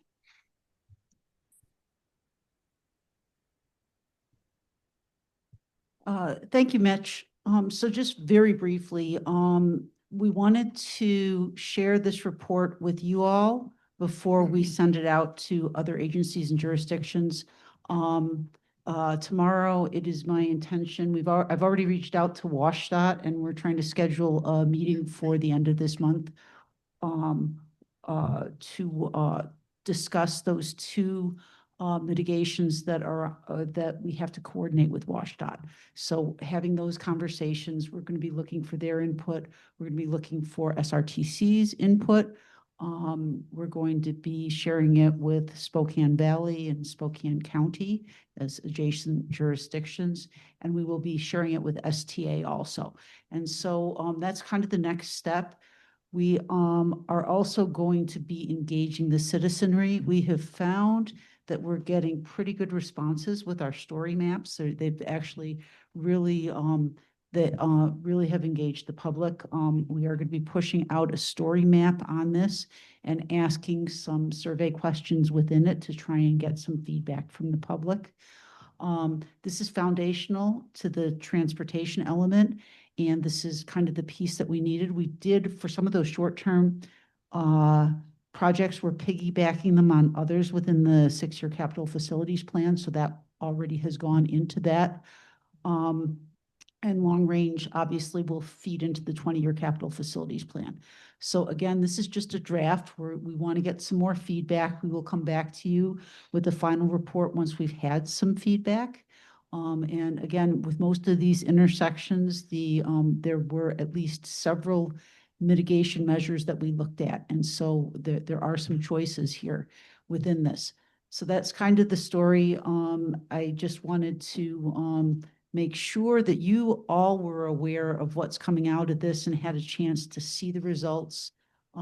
Please feel free to call me as you're reviewing the report. If you have questions, if you want to get more insight into what we're looking at or how we're going to approach these things. But again, this is just a draft report, and we'll be back to you with the final one after we collaborate with other involved transportation agencies and our general public. Any questions or comments for Lisa? Councilmember Ball. Lisa, okay, I want to ask you about this 5.4.4 East Mission and Country Vista. I think that's a very frustrating intersection. Is there a possibility of a roundabout there? There is not. It's too close to the intersection of Liberty Lake Road and Country Vista. I think probably what's going to happen is that we're going to have to control the PM, AM and PM peak hour traffic movement. You see those all over Spokane where you can't make a left-hand turn during peak hours. That's the signage we're talking about. If that doesn't work, eventually we may have to channelize it, which they also have a lot of in the city of Spokane. What do you mean channelize it? Channelize it so you would have curbing that would prevent, and then it would prevent left-hand turns all the time. We've got enough of a grid there that it's not going to significantly change or significantly impact people's ability to get around the city.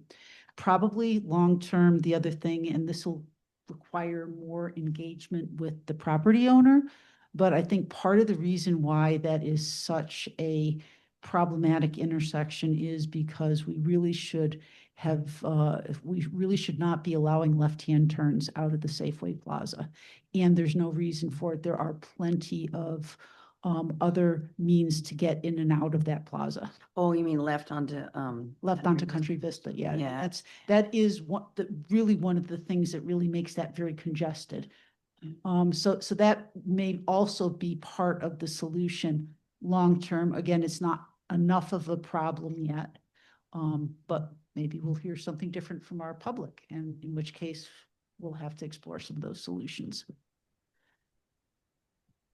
Anything else? All right, thanks, Lisa. Thank you. Okay, so we are up to general business consent agenda items. I'll make a motion to approve general business consent agenda items 10B, C, D, E, F, G, and H. Second. Second by Councilmember Kurtz. All those in favor, please say aye. Aye. All right, all of them pass 7-0. Thank you all. We are now up to the new general business action items, which would be, I guess, 0.5, which is the approval of the September 16th, 2025 meeting minutes. And Councilmember Ball, you had asked that these be moved.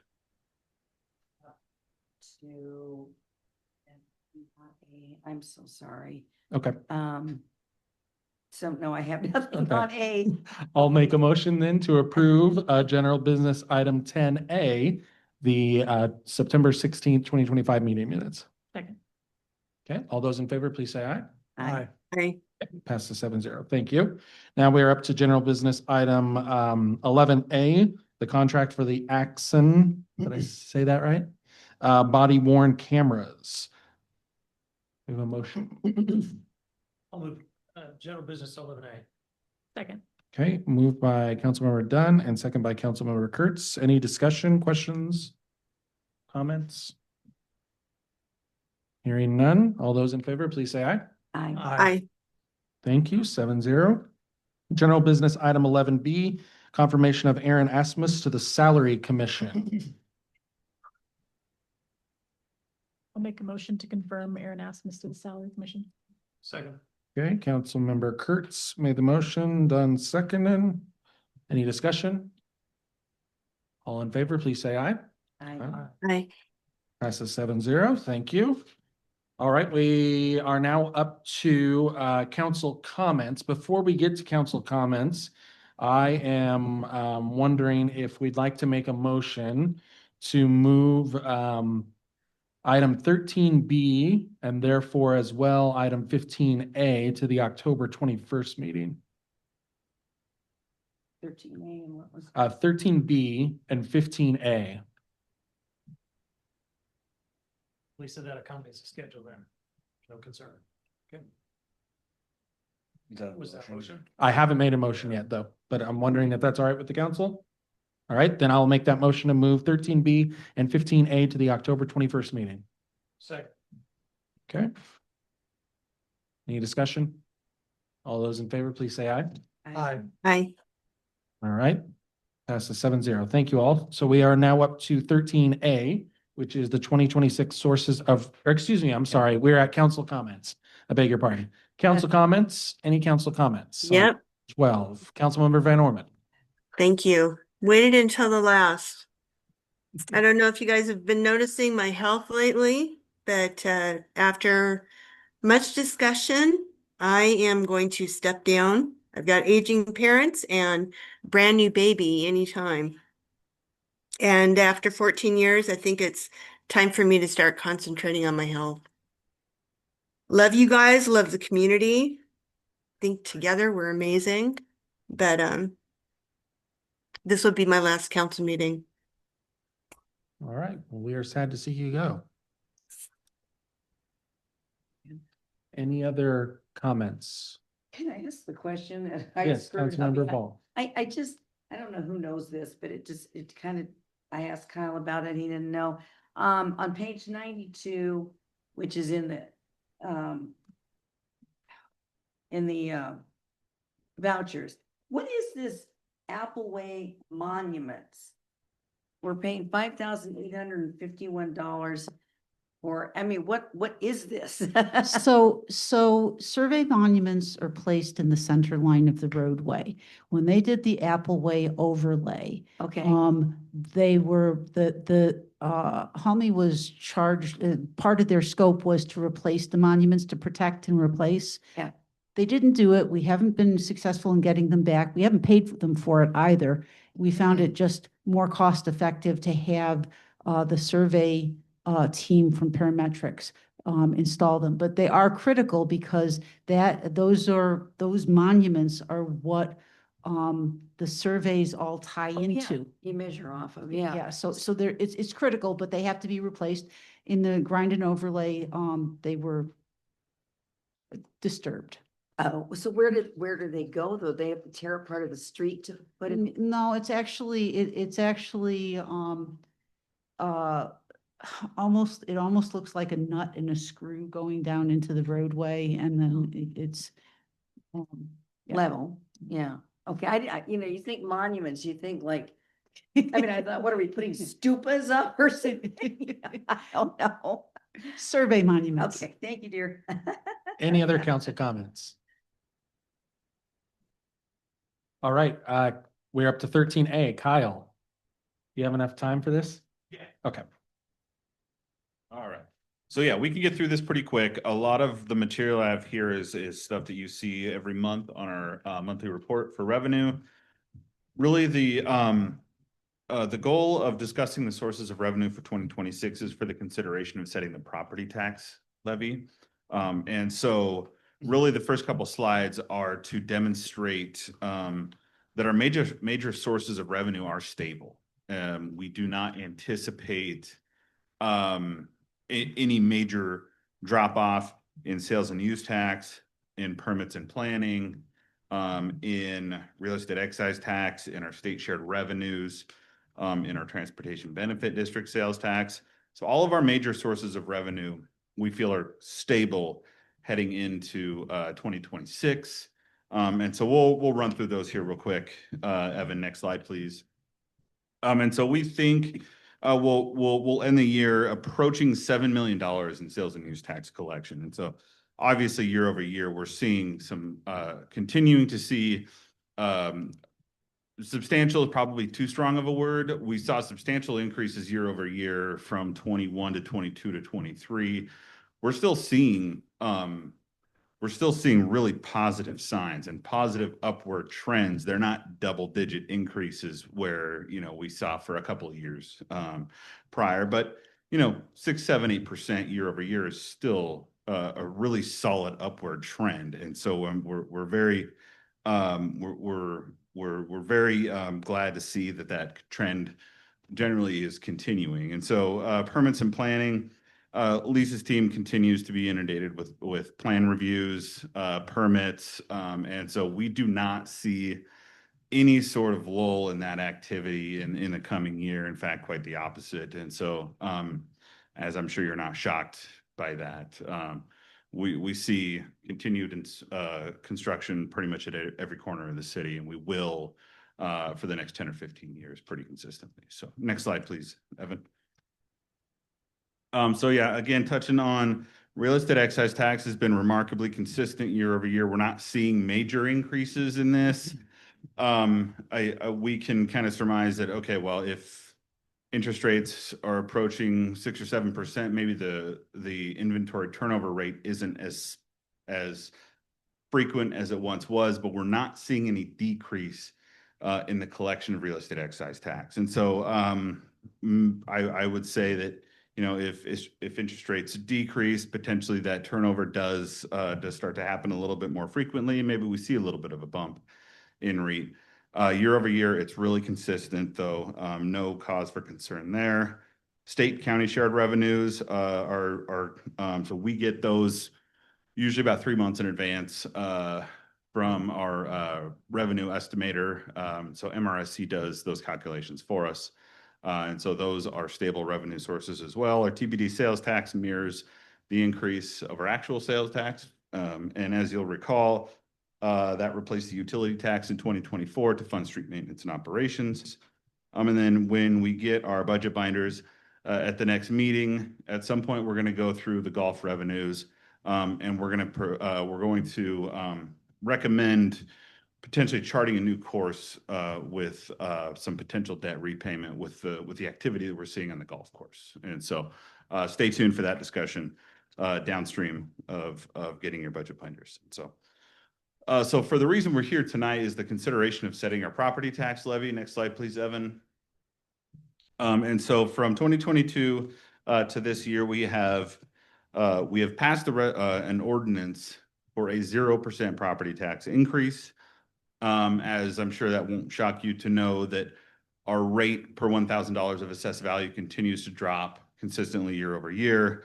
We have a slide that conveys this a couple slides downstream from this. But our 2025 regular property tax levy was 3.17 million. 2.65 of that goes to the general fund. As we've been discussing a couple of times this year, we do have a portion of that that gets carved out to the TIF. We will bring in back a TIF extension, as we have talked about a little bit further in September, an extension of that TIF program to 2034 to match the sunset of the lift. We'll discuss that in further detail on October 31st as well. So below that, we have, and we talk about this once or twice a year, we have what's called banked capacity. And so when you take a 0% property tax increase year over year, your highest lawful levy amount continues to increase, whether we take that or not. And so what that goes to is this, what's called banked capacity. And so council can, at their discretion, pass an ordinance to increase our property tax. I believe the amount would be 12% now, to recover all of that bank capacity as we see fit, as if we do see any potential drop in a revenue source, or, you know, as we will continue discussions, different projects and demands for services will come online, and we don't necessarily have the revenues to match that demand for service. We'll have plenty of these discussions downstream of how to either reduce service level delivery or increase revenues to support that increased demand for service. And so the 1% statutory limit would be 31,667 if we chose to take it. The mayor's traveling. She'll be back later this week, I think on Friday. And we're going to have those discussions ahead of getting you guys the budget binders on October 21st. The new construction credit is roughly 109,000. And so this is the assessor's determination of the property value improvements that have come online since our last levy had been passed. And so that does increase our amount that we're able to collect, but that is not charged to existing ratepayers. And so the 2026 levy rate is estimated to be 0.857 cents per $1,000 of assessed value. Currently, it's at 0.8851 dollars per $1,000 of assessed value. So for a property with an assessed value of $500,000, annual property tax for city use would be $428.50. Next slide, please. So what does that $428.50 get you service-wise for the city of Liberty Lake? That covers library services, and it covers about a third of our policing cost each year. And then obviously, as we touched on this, the ordinance electing the 0 or 1% property tax increase will be presented to council next month. Next slide, please. So take this home and look at it kind of on your own time. I think this is a source of pride for the city, for the staff, for the residents, for council, that as you can see, the taxes that we can control, we are the least. And so that 0.8852 for Liberty Lake, without the county library and without any excess levy, is certainly the least that you can see among our peers. And some of our peers are double, triple, quadruple that, and through levy lid lifts, through excess levies, through obviously the county library. Those decisions have compounded where we've been able to provide these services with our existing revenue base without increasing property tax and still deliver those core services. And so down below there, outside of the city's control, obviously we have Spokane Valley Fire District. We have the state school, which is equal amongst all of our neighbors.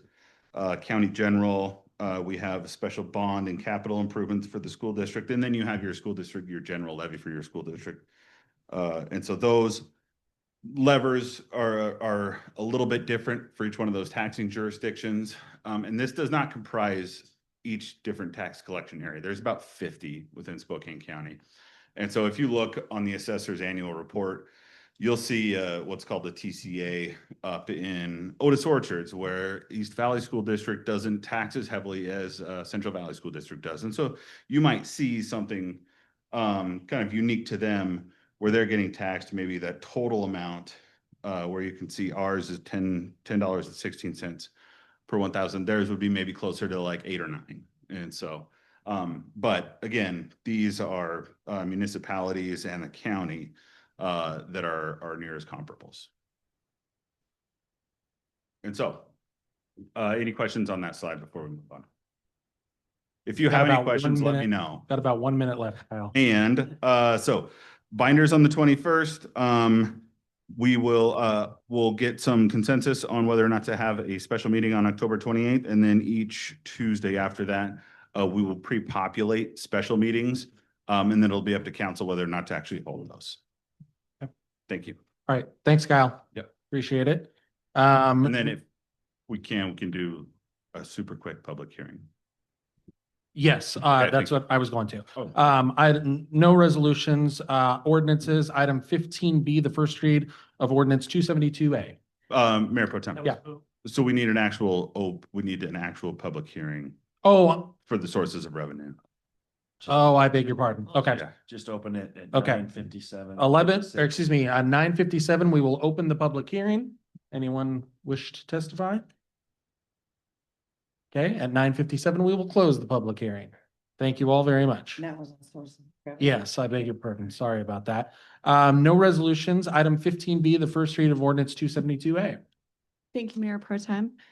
First read ordinance 272A, City of Liberty Lake, Spokane County, number 272A, an ordinance of the City of Liberty Lake, Washington, amending the City of Liberty Lake Municipal Code Title 9 related to building regulations, amending general requirements applicable for all adopted codes, repealing ordinance in conflict, establishing penalties for noncompliance, establishing an appeal body, and providing for severability and effective date. Okay. No action on that ordinance tonight. We don't do public comment. Yeah. No emergency ordinances, introduction of upcoming agenda items. We've got about 2 minutes here. I do want to just throw out real quickly, given Councilmember Van Orman's news, we may want to move somewhat quickly to try to fill that seat. And the only reason I suggest that is because we do not want to get into late November, early December with the budget and run into a situation where there could be a 3-3 tie. Correct me if I'm wrong, because then the mayor could not break that vote. Not on an ordinance. So it's probably pretty important that we figure out how to get the schedule going to try to get a person in that seat so that we do not run into a circumstance where we have a 3-3 tie. So we should put it on the October 21st agenda? I'm wondering if we want to add it to, or could we add it to the 14th? So we give ourselves another week, or if we want to just delay it to the 21st. The 21st. I think to solicit and obtain applications could take some time. Yeah. True. So. Right, We have which is to what allow I'm saying. We time. gotta talk about the process, which Right. is what we're saying as far as the 21st. Right. Like, yeah. So if we go October 21st, then obviously it's gonna take us some time to get applications, do the interviews, so on and so forth. We got 1 minute. Can something go on the website or the, Is there a City consensus to put website? it on the October 21st? I like the 21st. Okay. Any objections to that? Okay. October 21st, we will add that on. Citizen comments is what we are up to now. We can limit you to about 30 seconds if you have a citizen comment. Yes. Okay, anybody? All right. No executive session, and at 9:59 and 50 seconds, we are adjourned.